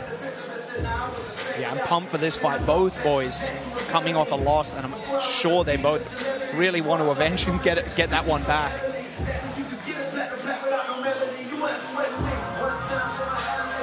And now introducing you to his opponent making his way to the cage to fight. Out of the red corner, this is Thorin Shellhammer. Turn my headphones up. Get it, squad. Squad, gang, gang. And they say for the plot, not even for the cops. Say they say for the plot, not even for the cops. Making the walk now is Thorin Shellhammer, 2-1 as an amateur, and a young man who's been making serious noise on the local scene. Both of his wins have come inside the first round, one by submission, one by strikes. And when he's in rhythm, he's a finisher in every sense of the word. We saw him warming up earlier, and it's just so spicy. The way that he's able to link everything together, and it all culminates in a finish.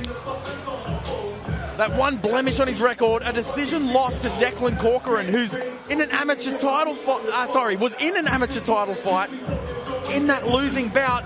And here's where it does get interesting. His older brother, Thomas, is fighting Corcoran later tonight. in a bit of a family redemption arc. It's subtle, but you can feel the added stakes. One of the 5 fighters from Ignite MMA on tonight's stacked beatdown card. Thorin brings that pressure-heavy, well-rounded style we've come to expect from that camp. And with his first taste of the deep rounds already behind him, expect a more measured but no less dangerous Shellhammer tonight. Ladies and gentlemen, introducing you to this next bout on our big card here tonight. Beatdown Promotions, your major sponsor here tonight is Next Gen Construction. So this bout is brought to you thanks to Astute Woolawin. We do it in the bantamweight division, introducing to you first, standing across in the blue corner, weighed in officially 61.35 kilos. From Brisbane, he's trained out of the fight centre. 3 fights for 2 wins. This is Shibodi.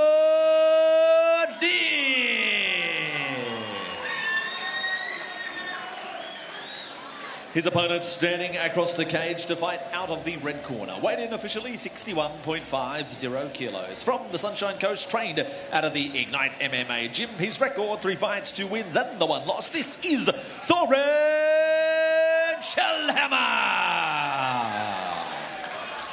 Referee in charge of the action is Mr. Peter Hickmott. Fight number 6, brought to you by Astute Woolawin. Astute Woolawin is recommended and used by Beatdown Promotion staff for all things finance, loans and wealth management. For all things finance, give Simon a call at 0405 751 173.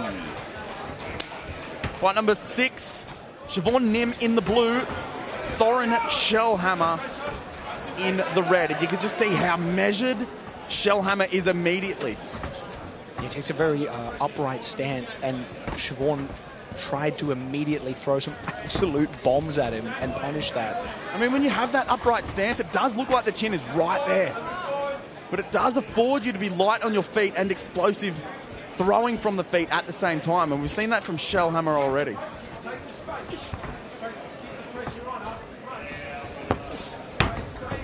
I told myself leading into fight week that I wasn't going to make a Thorin Oakenshield joke for all you Middle-earth fans out there. You can see Shellhammer just wincing at the thought of getting hit with that one. He's shaking off a lot of it, but Siobhan Nim put something behind that one. Yeah, and Siobhan Nim did a great job listening to his corner, who were calling for him to just take the space and crowd Thorin, who clearly likes to play a little bit more upright, use his front legs, kick. Just as I say, that great work by Thorin to pin Siobhan Nim down to the mat. It's smart, especially if you're still shaking out some of those cobwebs.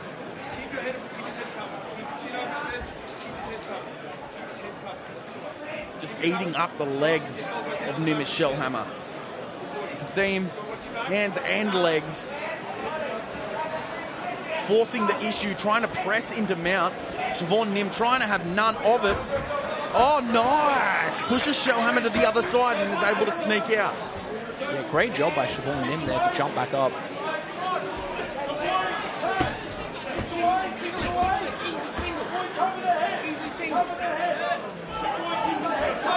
Not a good sign when your head is lower than your own hips. I was just about to say that, Jake. Yeah, it's bail time on that takedown. Yeah, it's so unfortunate when your head gets stuck in the center. Oh, man.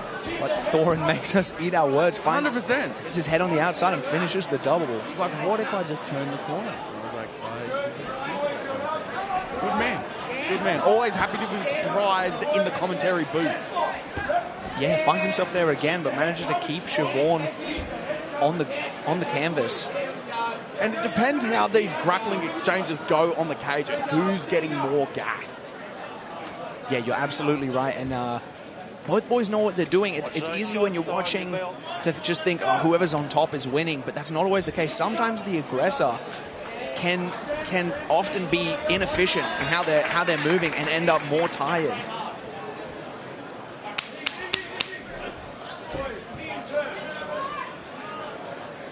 Thorin Shellhammer, not with there's no head control at all, but usually when you have that underhook position, you want to have that head control on the same side. Siobhan Nim able to crack him, but then was on the receiving end of some grappling. An interesting round.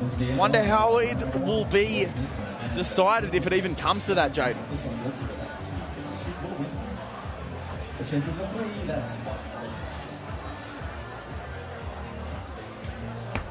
YouTube hosting these prelims on DAZN Sport. It's the reason why you can hear me, folks.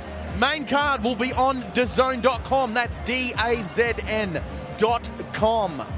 Go to DAZN.com, search Beatdown, and subscribe to DAZN to watch. We have a featherweight title fight between a sniper of a striker, Marwan Rahiki, taking on Gabriel Schlupp, who feels like he has the antidote to the poisonous striking that is Rahiki.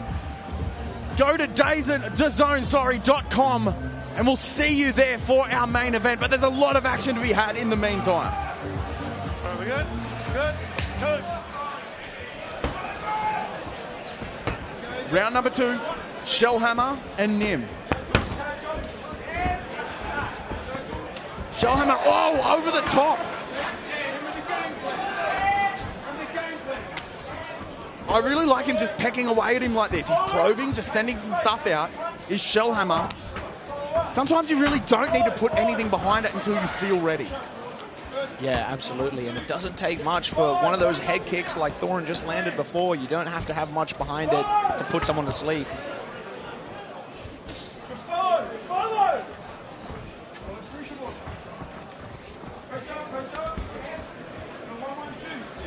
It might not look like it's doing a lot. Some of these kicks, they really do take a lot of the horsepower out of that leg, which translates to a lot of different techniques. Oh, beautiful. I'm talking about technique. That was an awesome shot by Shellhammer, and just look at the hips of Nim. Yeah, great timing by Thorin, but as we saw in the first round, Nim seems to just constantly be trying to stuff the head into the center. Great job by Thorin to still manage to finish this takedown. Everybody at home getting a look at the action, and also getting a good look at us, Jay. Just tenacious on the hips is Shellhammer. It's very difficult. We alluded to it in the first round. It's hard to tell who's getting more tired. Shellhammer having to hold on to that body lock, but Nim also having to push up and use his hips. Which man would you rather be? So hard to say right now, but I am impressed by Nim's ability to just constantly keep Thorin working to hold him down. Like, Nim never, ever gives up and just accepts the position. He's always working to escape.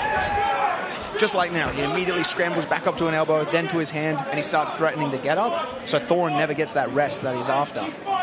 It really is just that maturity, isn't it? Where some guys, we've seen it before, they'll end up in a guard or some sort of other position where they feel like it's neutral, but neutral just in MMA, it does not win you the fight. Yeah, I couldn't agree more. And great work, like we said again there by Nim. He chose not to go for the guard, looks to get up, finds himself now in a crossbody ride, but he's doing a good job trying to keep his back against the fence. Now Thorin managed to get between the fence and Nim. Great job by Thorin Shellhammer.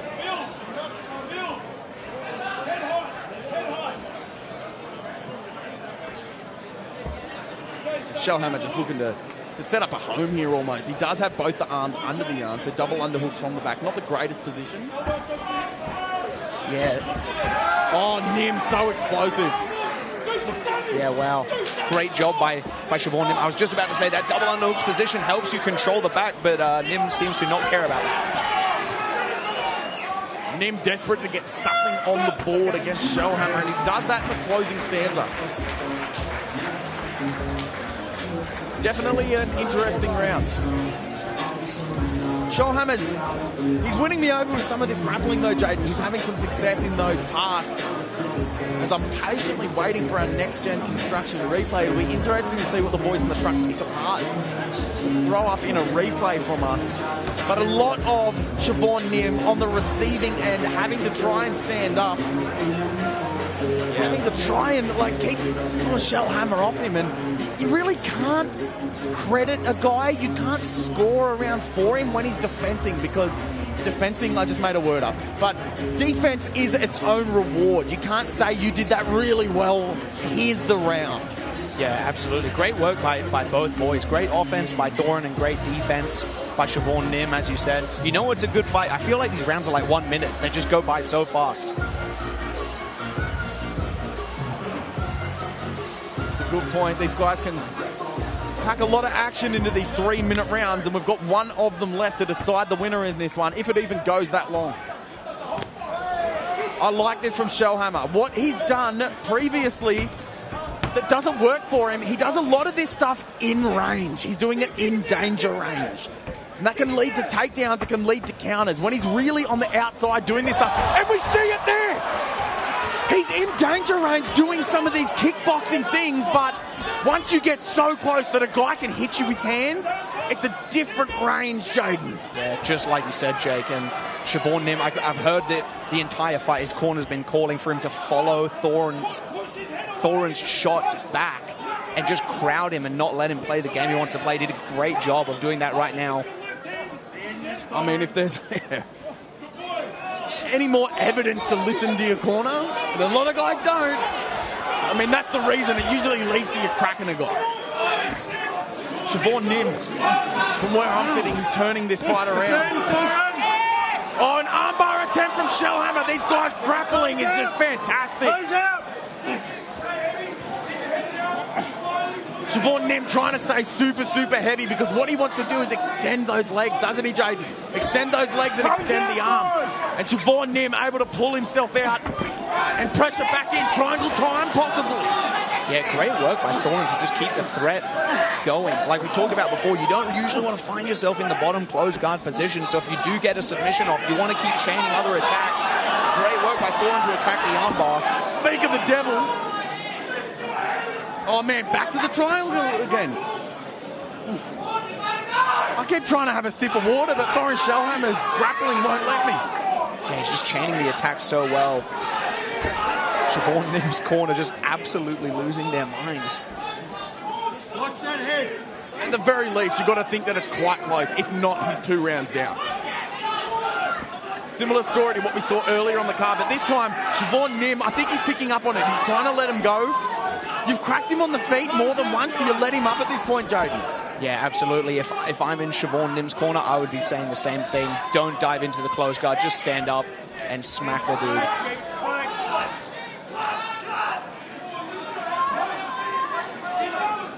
I mean, you can do some damage from here, but it's quite hard to finish a guy with ground and pound in this day and age. Absolutely, especially at the amateur levels where you don't have those elbows.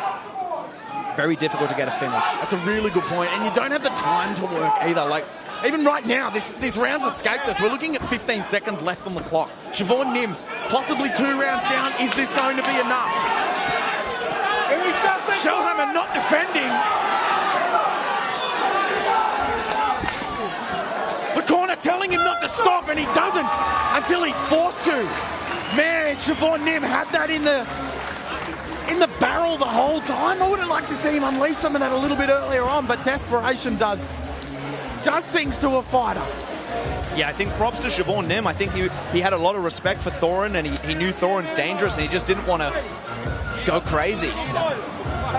Honestly, a great fight from both men. As we go to our next Gen Constructions replay, our major sponsor, bringing us fights like this, and it was that hook that came from the side. As Thorin was trying to exit, and he almost exited consciousness. Siobhan Nim following him down, punches on top of punches on top of punches until he couldn't do any more. Another interesting one. Another fighter winning the first 2 rounds, Jaden. We go into the third. We're seeing somebody turn it on, but again, it goes to the judges. It could be same old story. Hey, look at me. Hey, I'm going to fucking slap you in a second, okay? Siobhan Nim, as soon as the fight was over, we did see him look a little bit dejected. From what I can guess, he either felt like he lost the first 2 or his corner told him. Yeah, like you said though, Jake, it's hard to know. You never know what the judges are going to think. If you've been successfully defending everything the whole round, did you lose? Yeah, I guess, but does it look like it? Well, not so much. And it's a difficult thing sometimes because you've got to think the scoring criteria, effective striking comes first. Then if it's a little bit tied up, then we think about the effective grappling. And in my books, those first 2 rounds, it was Shellhammer that had the more effective grappling. Siobhan Nim was able to crack him a few times. Definitely got the 3rd round in my books, but let's speculate no more as we go back into the cage with James O'Shea. All right, ladies and gentlemen, let's get set to make this one official. Put your hands together for both of our fighters. Another great fight on our card here tonight. This one brought to you with thanks to Astute Will Win. We go to the judges' scorecards. The first card reads 29-28 in favour of the red corner. The second card reads 30-27 in favour of blue. And your third judge scores about 29-28 to your winner by split decision. And it goes to the red corner, the red Shellhammer. Wow, I think that's the second time tonight we've seen judges' scorecards being like a sock draw. Like almost none of them matched. A 30-27 to the blue corner in one of them. Both judges deciding that Shellhammer's grappling was more than enough. It's interesting, isn't it, Jaden? Yeah, like you said, the old sock draw. Shellhammer, obviously a lot to learn from that one. But it's fights like this where you get away with the win, but you've obviously had your hits and misses in the fight. You've been tested. You really can look at it. And I think that range control was a lot of it. His grappling was fantastic. Can't wait to see young Shellhammer go again. Ladies and gentlemen, that takes us to the next bout on our big card here tonight. So let's bring out the fighters. This one is in the bantamweight division, and this one is brought to you with thanks to Confidential Tax and Business Services. Introducing to you first, fighting out of the blue corner, this is Augusto Bernardi.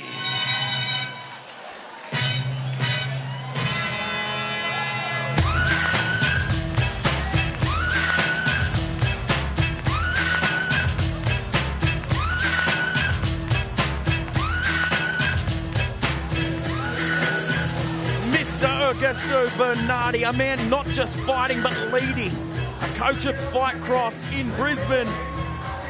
Bernardi doesn't just show the path, he walks it, and that means something tonight.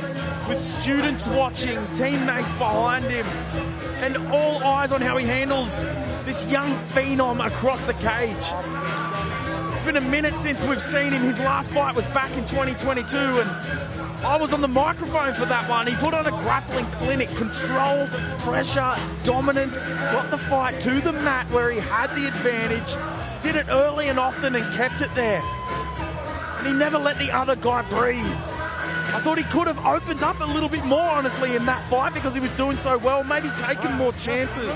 But when you're coming off a debut loss, Jaden, you want the win. And that's what he got that night. As you mentioned, Jake, there's always that extra element when you're a coach and you come out to compete and you know you got like every single one of your students is watching exactly what you're doing. Just adds a little bit more pressure to everything you do. Can you imagine your students being like, but coach, you dropped your hands.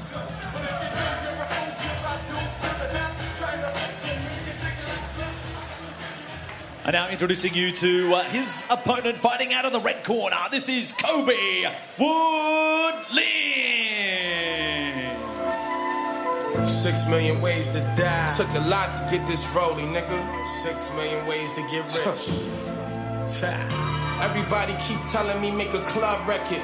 You ain't trapping no more, stop making drug records. You got a daughter about to come, stop making thug records. I brought that money back fast, I had the plug flexing. Welcome to Harlem, El Barrio, that's the drug section. Hit your bitch with my jeans on, ain't making Oh, and he kept us in suspense. Here comes Kobe Lynch, and if you saw his last performance on Beatdown, you know exactly why there's a buzz around this young fella. Comfortable in the chaos, precise under pressure against Ocean Askin. It was competitive early, but as the fight wore on, Wood Lynch took over. Clinical, composed, and cold while he did it. He dissected Askin in real time and kept the receipts for every ounce of trash talk that Ocean Askin threw his way. Training out of Mackay under Aussie MMA veteran Ian Bone, Wood Lynch is part of a system that emphasises preparations, self-awareness, and knowing exactly who you are in the cage. Jack James, the first ever beatdown champion, is in his corner. yet again tonight, and that same game planning discipline is all over Kobe's style. He's not just fighting, he's auditing his opponents. And if you're not perfect, he finds the cracks in your armor and he blows them wide open. Ladies and gentlemen, introducing you to this bout on our card. It's brought to you with thanks to Confidential Tax and Business Services. We do it in the bantamweight division. Introducing to you first, he stands across in the blue corner. Weighed in officially 61.70 kilos. From Brisbane, trained out of the Fight Cross MMA gym. 2 fights, 1 win, 1 loss. This is Augusto Bernardi. And his opponent standing across in the red corner. Weighed in officially 60.75 kilos. From Townsville, trained out of the Courage Training Centre. A record of 3 fights for 2 wins and the 1 loss. This is Kobe Wood-Lynch.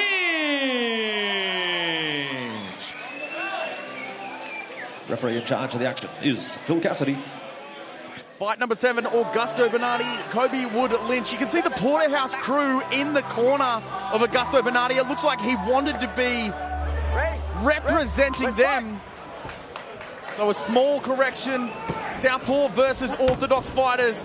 And Bernardi choosing to strike immediately with Kobe.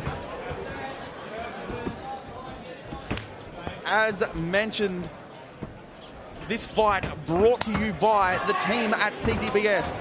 See them for all tax, finance and business accounting and advice.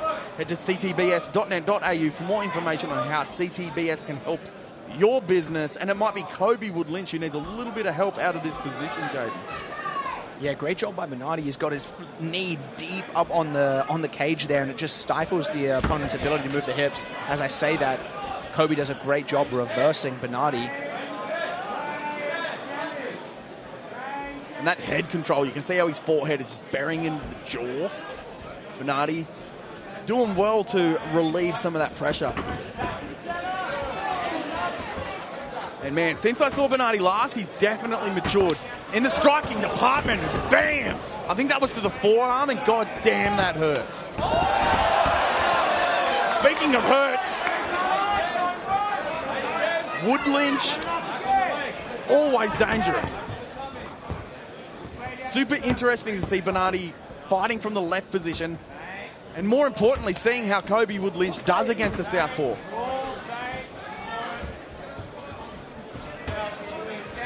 Lunging in is Bernardi. Bernardi putting absolutely everything into each shot that he's thrown. Yeah, I was just going to say that he's definitely trying to take advantage of that open stance. As a southpaw, he's just bombing that left kick. I'm liking the movement from both men.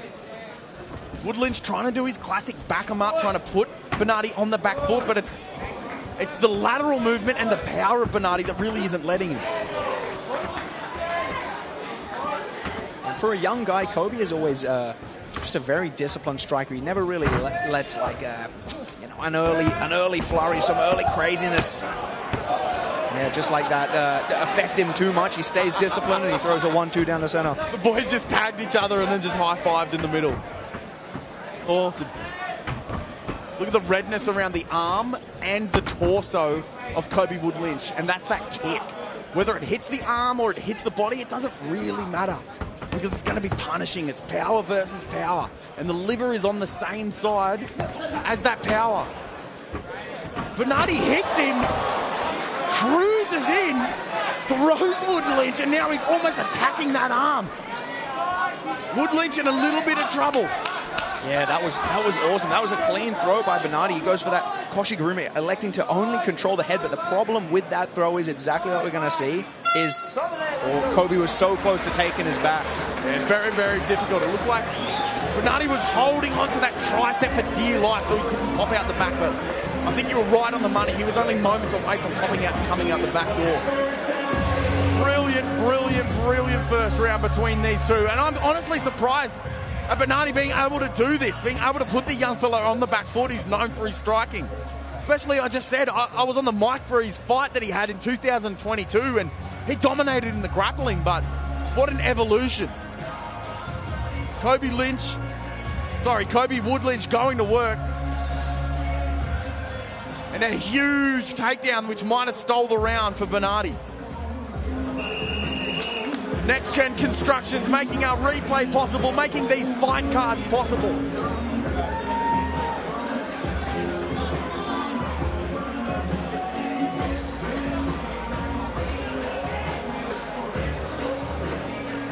Porterhouse Jiu-Jitsu versus Base Training Center.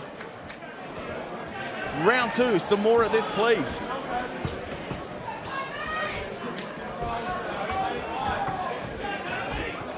I'm loving the feinting, the constant movement of Bernardi.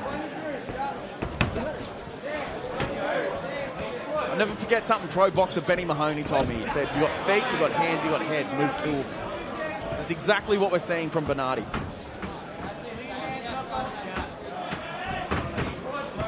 Yeah, like you mentioned before, Jay, you can just start to see the whole right side of Kobe Woodlynch just starting to go completely red. From Bernardi walloping that kick in. And it's such a consideration for a few reasons. We saw it just then. That kick could travel high. We could start throwing kicks up to the head. You could not want to throw your power hand because you need it to block to the body. It really is a fantastic thing to do for a southpaw. And like you mentioned before, Jake, in an open stance, you could argue that the orthodox fighter has a slight disadvantage because when you both throw your kick on that power side, only the southpaw is landing right on the liver. Yeah, there's just so many nerve endings on the liver. Travels from your diaphragm all the way around to your lat. There's a little anatomy lesson for you. But that target, what I'm getting at, is gigantic. Woodlynch now almost having some success countering. It's cool to see these amateur guys able to adjust almost. Definitely would have got some help from OG Damian Brown, who's in his corner. Looks like Ian Bone couldn't make it. No doubt he wishes he could have been here. And still, Bernardi with that movement. Woodlynch is doing all the right things, but for whatever reason, whether it's the lateral movement, whether it's the feints, it's very difficult to hit Bernardi.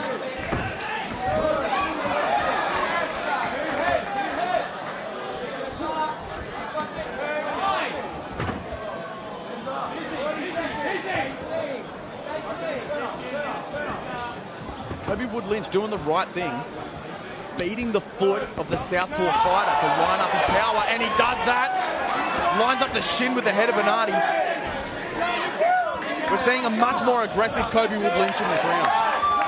Yeah, I agree. Just like you said, it looks like Kobe Woodlynch is doing all the right things. Just maybe not quite enough power on the shots until now, where he's really starting to let him go. Oh man, and he's doing exactly that! Whoa!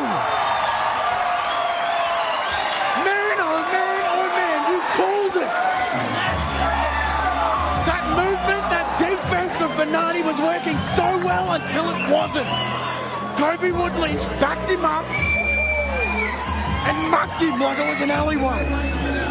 That's what I mean about Kobe Woodlynch. It's so awesome to see. Like, he's a young fighter, but he's so disciplined with his striking. He doesn't let the fight get away from him. He doesn't get overzealous. He just takes his time, does everything right, follows a system, and then when the chance is there, he takes the chance, finishes it. Man, and Bernardi has that giant tattoo of a heart on his chest, and man, he's got plenty of that. Bernardi did fantastically. That was absolutely, I said it before and I'll say it again, that was an evolution.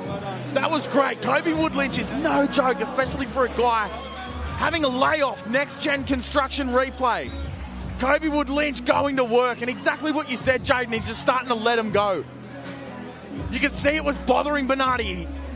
Slightly turning his head away to then full-blown turning his head away and then ground and pound. Strikes on top of strikes on top of strikes for Kobe Woodlynch. Huge future for the young fella as we go into the cage with James O'Shea.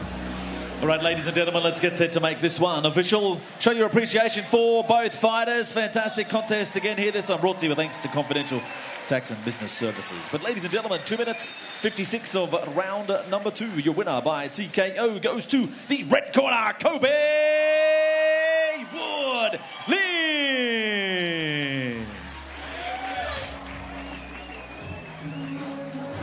Yeah, absolutely nothing to be sad about, really, for Bernardi. I know it sounds weird because he got TKO, but man, I hope he really keeps his chin up and he goes again. That was a fantastic evolution. His skills, but tonight the shine really deserves to be on Kobe Wood Lynch, doing the thing again with our Beatdown Promotions welterweight champion Jack James in his corner. Man, in such good hands.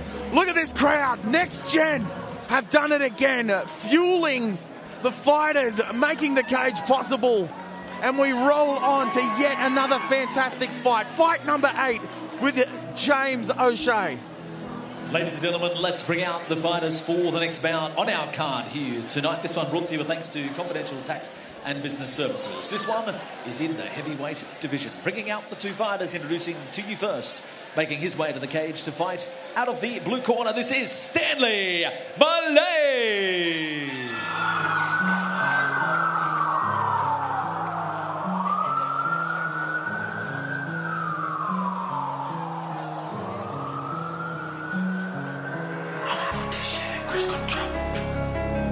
I'ma put this shit in cruise control. I'ma put this shit in cruise control. This one came together on Fight Week, folks. Let that sink in for a second. Stanley Malay taking this bout on days' notice when no pro would step up so that Kirasame could make his pro debut. And that tells you everything about this man's mindset and self-belief. He's trained under UFC vet Ross Pearson, who you can see there in his corner, and he's at his best when the fight hits the mat, and that's exactly what he'll be looking for tonight. A recent amateur world champion, Malay made his name internationally by grinding through tough brackets and showing he's more than willing to go through hell to get his hand raised. Like I said, a jiu-jitsu specialist by trade, Malay thrives on the mat. He drags you into deep water, ties up your limbs and doesn't let you breathe. And at this weight, it's so easy to do. And while he respects his opponent tonight, he knows this. Kirasame can be taken down, and that's where Malay makes his money, JD. Like you say, Jake, I'm so excited to see it. The man's a jiu-jitsu specialist, as you said, and it's very rare we get to see sophisticated jiu-jitsu from a 120-kilo fighter.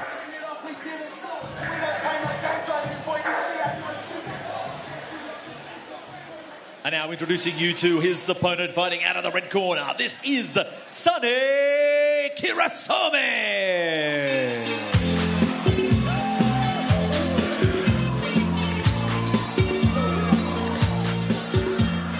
There he is, Sonny Kirasame, 5 straight wins, multiple international gold medals as an amateur, and one of the most promising heavyweight fighters in the region. Trained under Ryan Dunstan at Ignite MMA, Kirasame is a proud Samoan whose style reminds me at least, of a young Cain Velasquez. Smaller than your average heavyweight, but faster, sharper. And he just puts the pressure on guys. What sets Kirasame apart is that dynamic blend of athleticism and intent. He doesn't lumber around like a heavyweight does. He launches. We've seen it before. First round, front kick finishes from a heavyweight. Combinations that start technical and end brutal. And an engine that runs until the final bell. But Jaden, this is a fantastic stylistic test. Kirasame's lone amateur loss came at the international level, and while he's never been dominated, he has been taken down before. If there's a blueprint out there, Malay is ready to read it and put it into effect right now. Ladies and gentlemen, introducing you to this bout. It's brought to you with thanks to Confidential Tax and Business Services. We do it in the heavyweight division. Introducing to you first, standing across in the blue corner, weighed in officially 119.40 kilos. From the Central Coast, trained out of the Central Coast MMA gym, 4 fights for 4 wins. This is Stanley Malay. And his opponent standing across the cage, fighting out of the red corner. Weighed in officially 114 kilos. From the Sunshine Coast, he's trained out of the Ignite MMA gym. His record, 9 fights for 7 wins. Make some noise. This is Sonny Kirasame! And in the middle, in charge of the action, Mr. Thomas Churchill. Fight number 8 brought to you by CTBS for all tax, finance and business accounting and advice. Head to ctbs.net.au for more information on how CTBS can help your business. Fight number 8, Malay in the blue, Kirasame in the red. And it's immediately Malay getting in on the legs, getting in on a takedown. It's exactly as advertised, Jaden. Yeah, he made no attempt to pretend he was going to look for a stand-up and a punch-on, straight on the legs. Speaking of legs, look at the legs of both boys, but particularly Malay. Look at the size of those drumsticks. Yeah, definitely going to be hard to stand back up with those wrapped around your shins. And when you get into that position on that leg mount, it really is the guy with his legs tied up that is doing a lot of the work, isn't it? Yeah, absolutely, and especially like we said, at this weight class, with Malay on top here, it will not take long for Kirasame to start to really be worn down by having that much weight over him when he's trying to stand back up. And it becomes a decision. As the person on the bottom, you think, should I even bother trying to stand back up and absolutely cook myself trying to do so and give up the round? Kirasame immediately finding himself facing adversity. They're still fresh, they're still dry. Sometimes that makes it more difficult to get up. And he does exactly that. Malay just trying to put his hands together, keep the body lock happening. Kirasame putting so much pressure on it. Lifts him up, drives him, slams him, tests the integrity of the canvas. Yeah, that's a bit of a power move at this weight class, to just pick your opponent up and slam him straight down onto the mat. 100%. The crowd right in front of that were just laughing like, oh my God.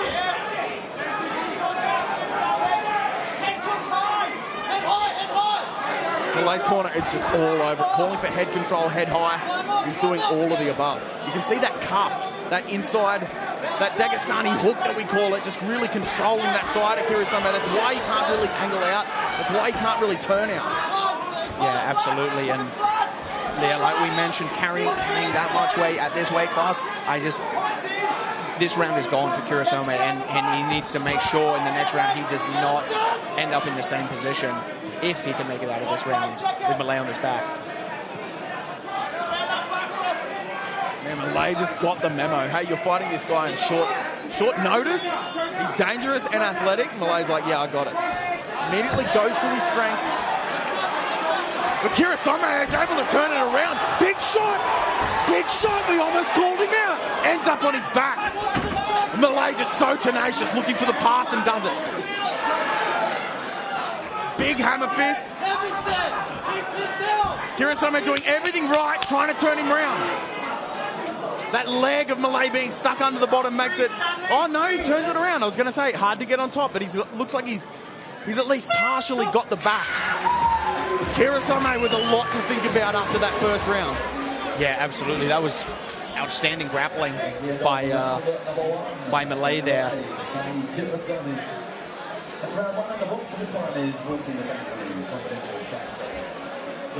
Next gen construction replay, and this really was the story of the fight.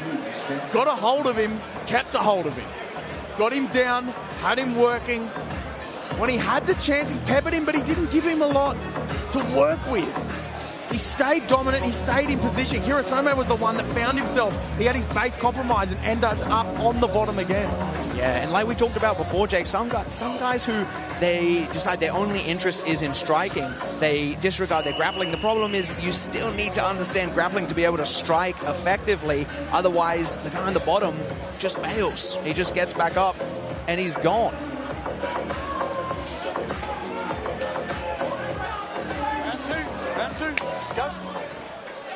Round number 2. Oh, Malay just immediately put the pressure on. Kirasame looked like he cracked him. And again! It was audible, Jaden. You could hear it.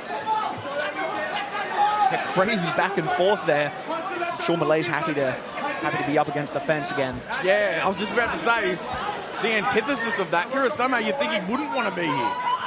He's got an underhook and he has control of the hand. Are you thinking about getting head control and breaking? If I'm Kurosama, definitely. Yeah. Want to be here. Like, even if it stays here, you've lost the first round. Going for a single, I don't know. Yeah, this is just catastrophic for Kurosama. You do not want to carry weight on the back of your head and shoulders anytime, but especially when your opponent is 120 kilos. Oh! Goes to the dome. It landed at least partially. Kurosama is as athletic as we thought. Yeah, these shots are just massive. I felt that spinning back kick from the commentary table. And we talk about how the amateur level has elevated, yada, yada, yada. The heavyweight level has also elevated. These guys aren't it almost used to be a circus sideshow when you saw these guys, that they were just leathering each other. But the skill really is there. Both these guys, as mentioned, gold medalists in international amateur competition. Yeah, and this round looking a lot less one-sided than the first.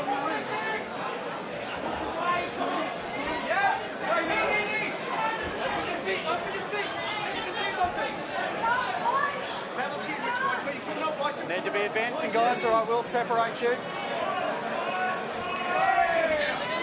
Kurosama at least getting something off. It's a funny old sport, isn't it, Jaden? Because if Kurosama keeps this up, potentially wins this round, Malay looked dominant in that first round, but technically you still got to make them both 10-9. Yeah, absolutely.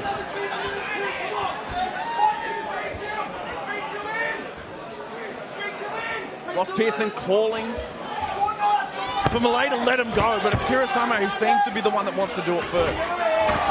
Malay just wants to grab it and not let go. The idea of letting him go for Malay has really gone out the window.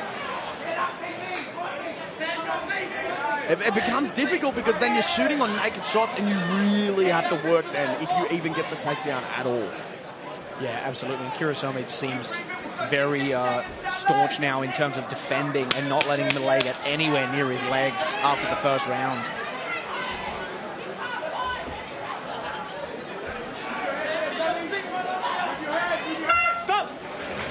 Round comes to a close, a much more interesting one. Stanley Malay looking very disappointed. Kurosama absolutely still in the fight, and he showed us just as much.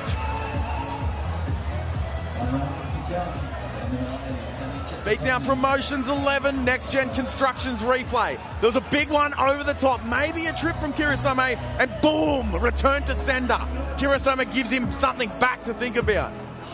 And you really can't fault Malay for wanting to go straight to the grappling, because every time they've started to trade, it was Kurosama who was just becoming...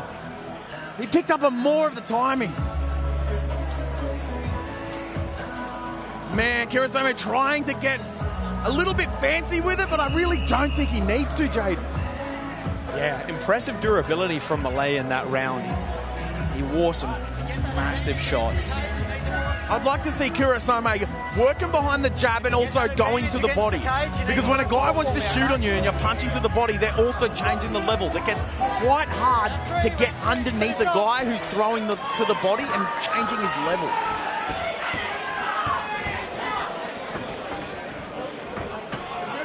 Dude, these guys are heavyweights. Look at Stanley Malay bouncing around.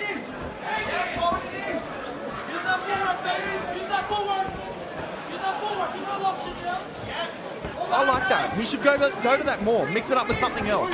Feint that, go to the hands, come back down to the shot. Drives in, at least gets a hold of Kurosama. It's so good, the evolution of the sport. You're seeing so much more of this 2-on-1. Less guys go into that 50-50 position because at best, it's a stalemate sometimes and you kind of just remain against the cage. Yeah, absolutely. I would say Kurosama probably not doing as good of a job to punish the shot as Malay did. And he manages to get a reversal now.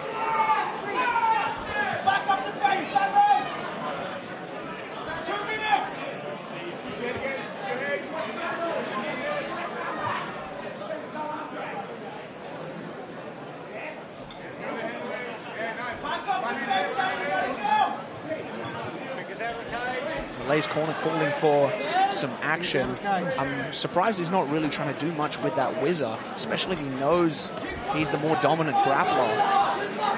Could be fatigue starting to take a toll on Malay. Possibly. He's looking very straight-legged, which is a sign that somebody is getting tired. But to your point, even a whizzer kick, something to get at least Kirasama relieve the pressure, and then, and he does exactly that. Works with the underhook, follows it, and spins it.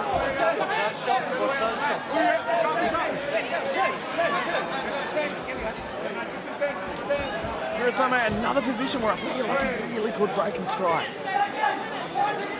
Yeah, I agree. And Kurosame really leaning in. It's a risky position when you don't have your knee up against the fence. You're just leaning on your opponent. It's easy to get off balanced with a throw. But Malay seems to not be too interested in that. Oh, just as I say that, he attempts the throw. Unfortunately, it doesn't work for him. And I'm very conscious of us sitting in the commentary position. We're sitting out here and we're saying, why don't you just let him go? Or it's the third round and this and that. One, it's obviously very difficult to do that. And two, it could cost you the fight. But at the same time, I'm of a mind when you're an amateur fighter, this is the time to do that stuff. You know, like save your record and stuff. It's your amateur record. Once you go pro, it resets again. This really is the time where you should be taking a lot of these chances, in my opinion.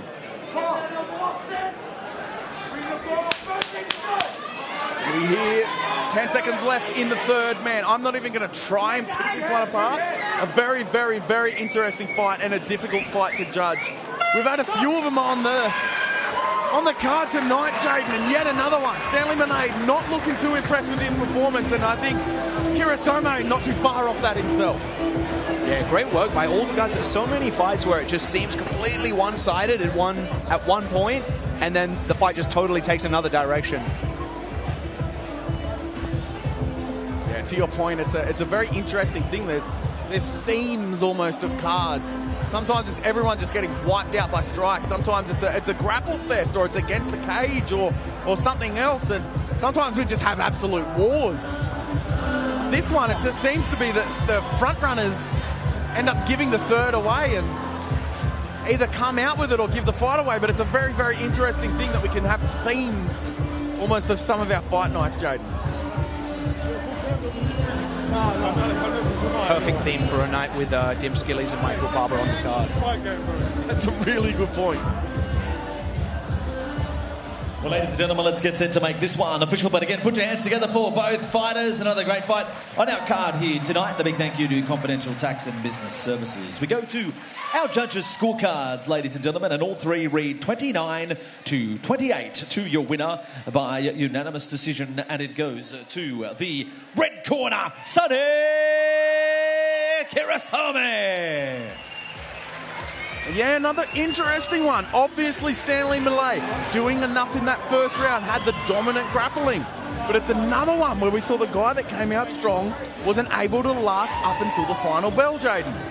Yeah, and it's just like you mentioned before, the way MMA scoring works, you can look so dominant in the first round, but if you can't keep it up, you lose the fight.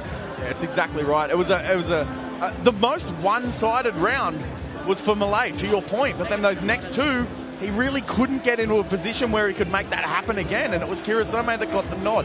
You really can't poo-poo that decision because it was difficult for one, but at the same hand, you can't give it to one of the guys cleanly. Have to give it to someone, and it was Kirasame who got the win. We move to the next bout on our card here tonight, ladies and gentlemen. This one brought to you with thanks to MMA Fight Store. We do it in the super lightweight division. Let's bring out the two combatants. First of all, fighting out of the blue corner, this is Liam Ware.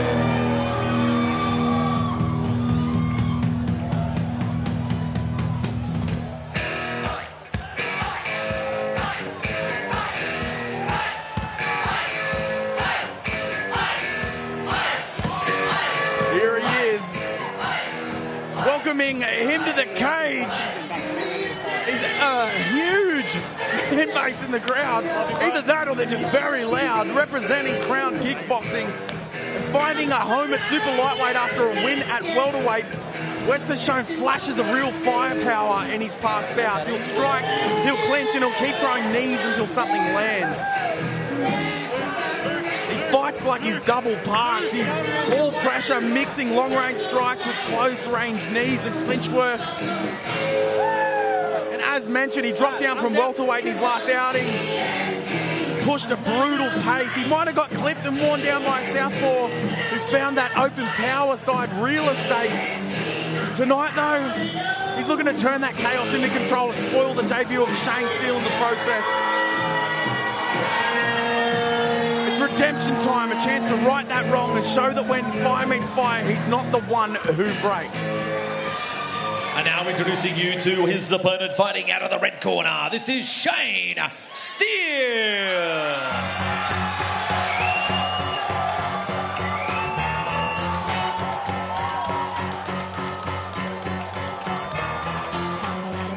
Stumble to the kitchen, pour myself a cup of ambition and yawn and stretch and try to come to life. Jump in the shower and the blood starts pumping. Out on the streets, the traffic starts jumping. With folks like me on the job from 9 to 5. Coming out to Dolly. Very bold. I was going to say both these men's surnames, West and Steele, those are cowboy names. West versus Steele, baby. Making his MMA debut tonight, Shane Steele, a new name to the cage, but not to combat. Fighting at a base training centre under the guidance of UFC and Rising veteran Damian Beatdown Brown. Steele brings that signature base grit and intensity into his first walk under the lights. A self-described madman, he says everything will work out because I'm insane. And that pretty much sets the tone.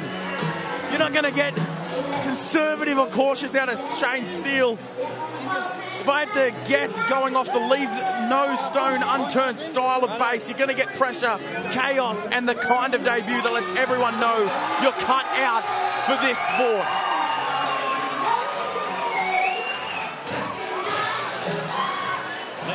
Introducing you to this bout on our card. It's brought to you with thanks to MMA Fight Store. We do it in the super lightweight division. Introducing to you first, standing across in the blue corner, weighed in officially 74.80 kilos. From Brisbane, trained at a Crown Kickboxing, 2 fights, 1 win, 1 loss. This is Liam West.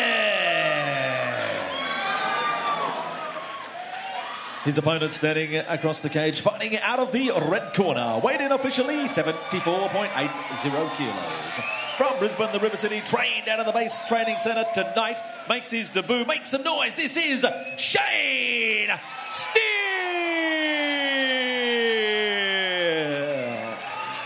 Referee in charge of the action, Mr. Peter Hickmott.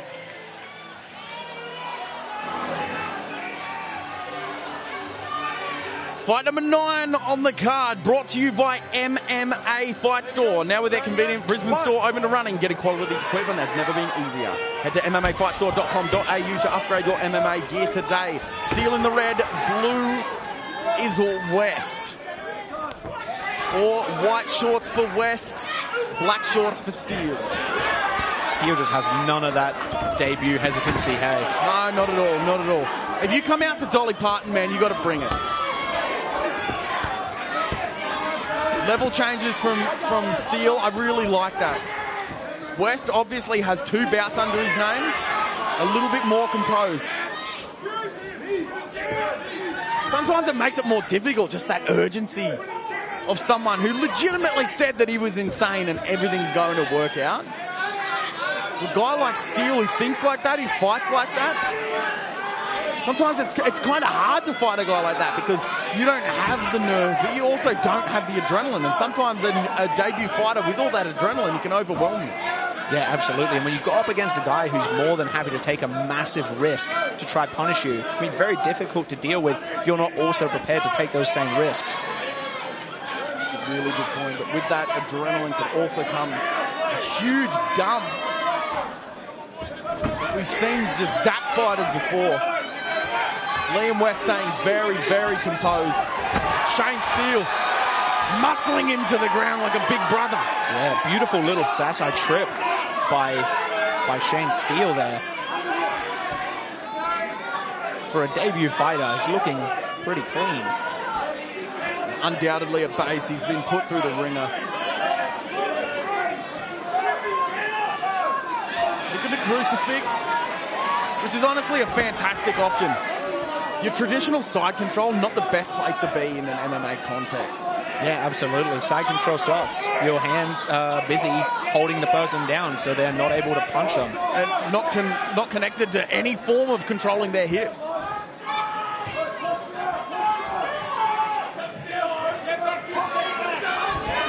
Oh, huge punch from Steele. Playing cat and mouse now. Kicks the legs, almost kicks the body, but very close to the head. And classic debut takedown defense fashion goes for the gilly, Jaden. When you're just so full of adrenaline, all you're thinking about is taking the guy out. You will jump on things like that. Listens to his corner, gets the underhook, and gets to a much, much better position. Yeah, I'm really impressed by Steele's performance for a debut fighter. I mean, he was on the guillotine and he realized it's probably not the best move. He switched to a cow catcher, reverse position. Definitely doesn't look like someone on debut. Looks like someone who's had quite a few fights. Stop! First round in the bank for these boys. And Shane Steele, man, he doesn't look like he's working 9 to 5. He's definitely not getting paid by the hour because that was urgency as we go to our next gen constructions replay. Again, playing cat and mouse with the feet, trying not to get tangled up in anything, choosing to kick from there, and I don't blame him. Super, super aggressive, almost disrespectful to the experience of Liam West. Looking over at his corner, doing all the right things. Bailed on the gilly, turned him around, kept the fight and the round in his favour.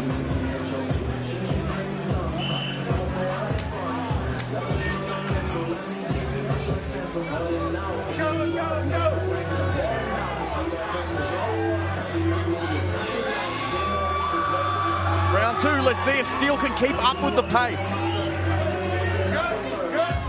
Liam West asks for a touch of gloves. Steele goes, oh, not really, and ends up doing it anyway.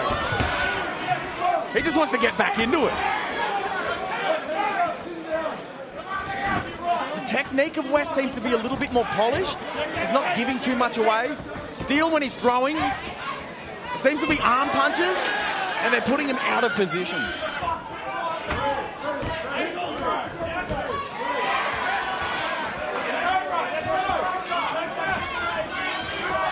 Oh, big shot. Big shot again from West. It seems to be definitely putting Steele on the back foot, who tries everything he can to get back on the front foot, but West ties him up. Oh, deep on that double, Jaden. Steele is just so strong. I can't believe he's just yanking Liam West back up the body, but he manages to finish it. Great job by Liam West. I'm sure that's a relief to finally get this this lunatic down to the canvas and hold him down for a moment. It's funny when you get a guy who's like a debut fighter and he's like, yeah, I'm insane. You tend to not believe him. This dude is insane. Oh, and insane how he gets him down based on almost nothing. I couldn't agree more. You almost don't believe them. It's a few people say that, but it's not true. But I think for Shane Steele it is. Throwing everything at Liam West. Man, sneaks into mount there. Jumps off into side control. Very, very interesting decision. Maybe he knows something we don't, Jaden. Yeah, as you mentioned before, he's looking for that topside crucifix again, which would be a great move, like you said, Jay, because it frees up your arms to start striking. And here the crowd just getting behind the base training center product. And again, he's on the underhook, but he has the head as well. Yeah, back on that cow catcher. That position with a front headlock and an underhook. We call that a cow catcher. It's a great way to put your partner on their back. Shane Steele has been doing a great job using that to reverse Liam West and put his back onto the fence.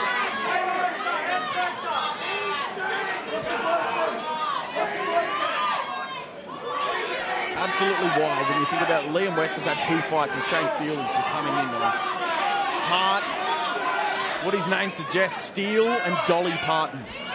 Yeah, like you said, Jay, just showing absolutely no respect for the disparity in experience.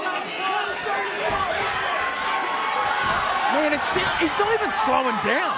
There, he just gets arguably taken down. He's springing back up onto his feet. Liam West has got to be thinking, man, what do I have to do? Oh, he doesn't stop again. He's getting into these 50-50 scrambles and ending up on top. And then he's just throwing punches at the end of it. I want whatever he's on. Yeah, I would hate to fight this guy. He just really seems like one of those guys in the gym that spends 90% of his time mentally thinking about, I'm not going to lose anything. I'm not losing this exchange. I'm not losing this position. I'm not giving up anything. It's really competitive edge. That's what you're seeing when you just don't want to lose anything.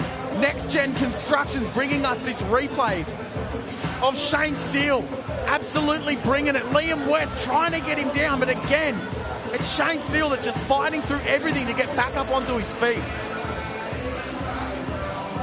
Liam West doing a lot of things right, but Steele just, he won't give up. He won't give up the position. He won't give up expending his cardio, which seems to be never ending.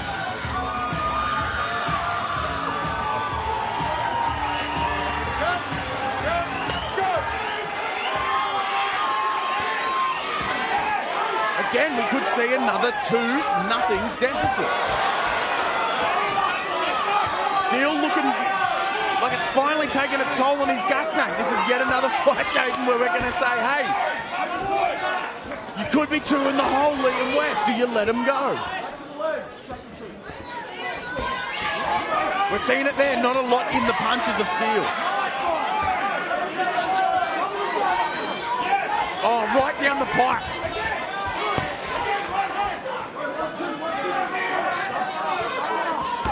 West needs to get busy here. But honestly, a lot of what has happened in this fight is also taxing for Liam West.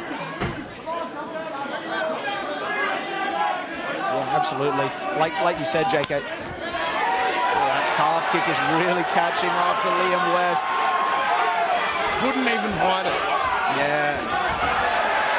Massive punch by Shane Steele. And like you said before, it looks like he was taking a little bit off the punches, but he didn't take anything off the calf kicks. He was whopping them in as hard as possible the whole fight. Huge flying knee by Liam West. Of course, Shane Steele just has absolutely no reaction to that. Yeah. And this is where amateur guys will go wrong. Yes, you're 2 down. Yes, you need a finish. It's not a home run. You need to be going consistently. You need to be going with frequency. And you need to be going with volume. You need to start letting them go, setting them up. Get your jab going. Put a cross behind it. Think about moving your head afterwards and then countering. But Liam West seems to be behind and he's putting everything into one punch. Yeah, starting to pick it up a little bit more now. I'm sure he knows he's likely behind on the scorecards, but maybe too little too late, like we've seen previously tonight, and that leg is really giving him some grief. He can barely stand at this point.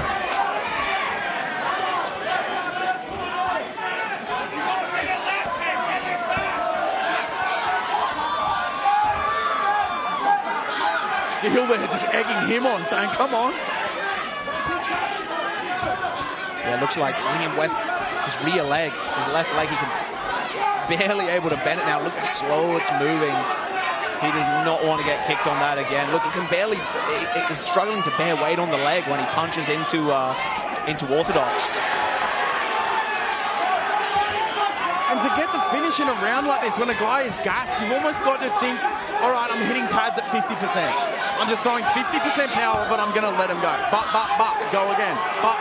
That's the mentality you have to be in. You're not hitting the heavy bag. Because Liam West is trying to put him away. Again, there's one, and then he does nothing. The fight's getting away from him here, and it's very, very difficult. Again, to try and put all your chips in and take the fight away with one punch or one kick, and I think Steele absolutely did enough. Yeah, absolutely, I'd agree with that. And it's also so hard to generate power on that one punch, like you said, Jay, when your leg has been absolutely demolished. It's a really good point. With that leg compromised, it's hard to do most things. The absolute highlight of this fight was how nuts Shane Steele absolutely is. Yeah, I can't believe he just ate that flying knee like it was nothing. That was a massive shot. And just no reaction. Hey, lady, one more.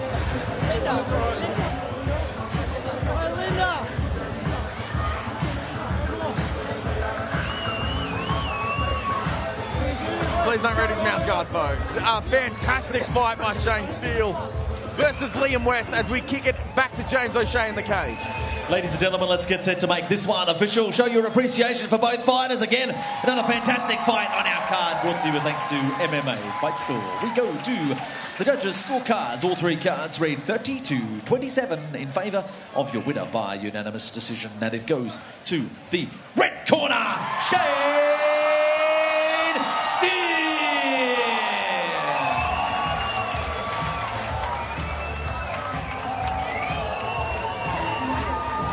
There really is something about a guy who says that he's insane. They weirdly have the gas tank to match it. And I think what we've saw tonight is that he trains like that, and he just simply took exactly how he trains into the cage, which is such a boon to have. If you can fight like that in the gym, you can train like that, the fight really isn't that difficult. We go on to the next bout on our big card here tonight. It's brought to you with thanks to MMA Fight Store. We do it in the lightweight division. Let's bring out your two fighters. First of all, out of the blue corner, this is Helium Tesfaye. You're crazy now. Yeah, you know I fuck up on that bullshit. I'm on that wish a nigga was shit. Convicted felon with a full cup. All black with a ski mask, we pulling up anonymous. We put ops up in the grave. I know my dick home with the us. Drop the team, get the knee. Helium Tesfaye fighting out of NZ. This is a fighter who's tested himself internationally. Fought experienced names across modified rules and full amateur rules, and who absolutely refuses to take the easy road. Don't let his record fool you. Tesfaye is dangerous. He has knockout power, scored a TKO win in just his second outing, and has faced nothing but quality opponents since. Nothing different with that tonight as he takes on a very, very experienced finisher in Ben Evans. He's coming off a tough fight earlier this year, but that doesn't change the kind of grit and experience he brings to this matchup. He's used to adversity, used to stepping into fights where he's not the favourite, and that makes him exactly the kind of spoiler who could make this a real test for the undefeated Ben Evans. And now his opponent fighting out of the red corner. This is Ben Evans.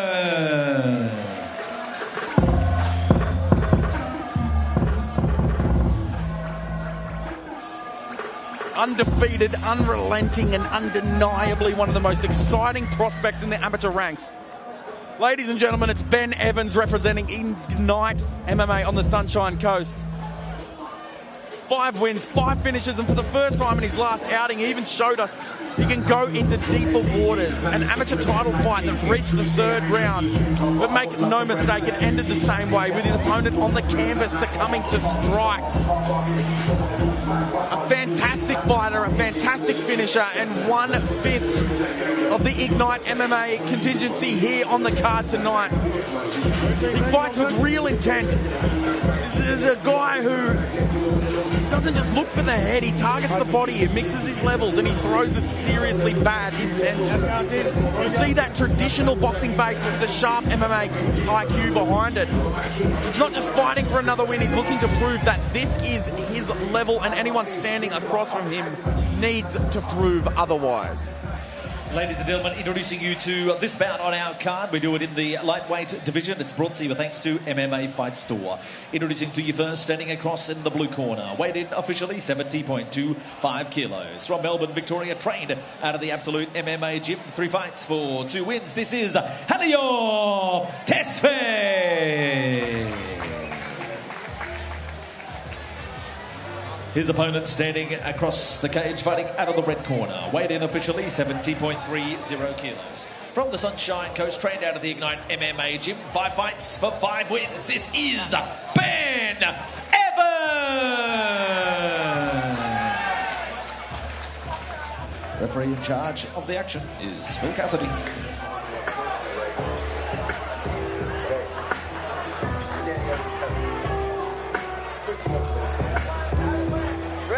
Ready? One.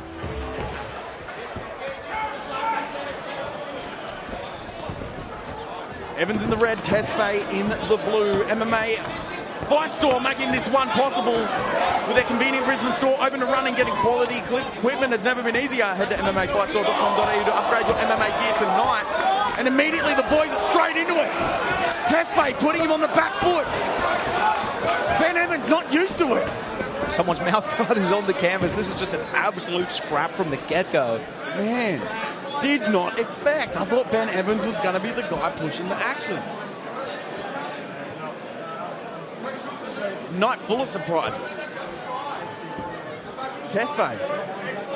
I know he's good. I've seen him fight before. I think his skills and his abilities belie his record. But even so, I didn't know that was going to be the approach, and weirdly finding success. Jostling on the cage. Again, this is that 50-50 position where almost nothing ends up happening. I can't lie, for a fight like this, these two guys, I would be more than happy to see it. Never touch the cage and just watch them absolutely throw down the center. You might get what you wish for. Mouth guard of Ben Evans back in place. Tesfaye so fast. Lateral movement. Hitting that jab. Oh, Ben Evans down and in a funny way. He might have kicked the shin there. Oh, Tesfaye is so fast. We haven't seen Ben Evans tested like this. Yeah, both boys just throwing weapons so fast, both guys. Ben Evans is usually the hammer. Tesfaye just with volume, with intent. Ben Evans trying to come back and counter. He's getting a little bit predictable. It's the rear hand and it's the hook on the end. He ends up in southpaw. Spicy jab of Tesfaye. Oh, another one! He turns Ben Evans' head away! Ben Evans is not there! Tesfaye going to work! Ben Evans is still not quite there! Yeah, definitely looks like he's... Oh, another one! Lead right hand, Ben Evans is rocked! Down, out, over, upset! What just happened? Incredible! We know Tesfaye's good. We thought Ben Evans was better. It wasn't an upset, it was a destruction. Yeah, absolutely. Just got the inside position with that right hand every single time and cracked Ben Evans. Absolutely in shock. Amazing. Amazing. Next Gen Constructions replay. It was the lead right hand, throwing the naked right hand. Ben Evans just not ready for it. Going up top again and again and again, literally beating him to the punch. The man on the front foot was Tesfaye. You could see that Ben Evans wasn't there. A fantastic stoppage in my opinion. Insane. Maybe the biggest discrepancy or the biggest, if there was betting odds on this, man, Tesfaye had to be the biggest underdog on the card. Insane performance. Fantastic win.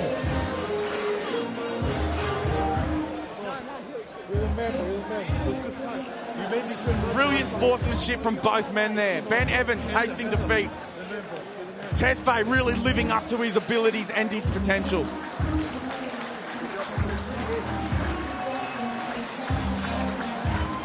All right, ladies and gentlemen, we'll get set to make this one official. This one brought to you thanks to MMA Fight Store. Put your hands together for both fighters, ladies and gentlemen. Again, another great fight on our card here.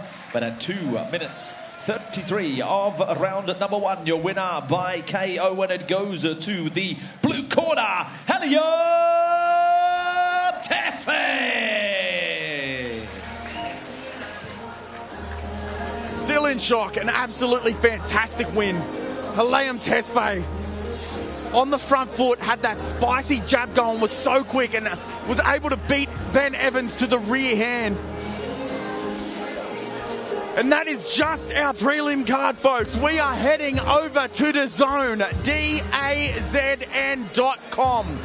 to see our featherweight title fight between sniping striker Marwan Rahiki taking on Gabriel Schlupp in our main event. And of course the co-main event everyone's talking about. Dimps Gillies, the Marauder, the Warhorse, taking on iron-fisted, iron-chinned Michael Barber in the co-main event. As well as many returning faces and some fresh ones as well. Streaming exclusively on DAZN, brought to you by Next Gen Constructions.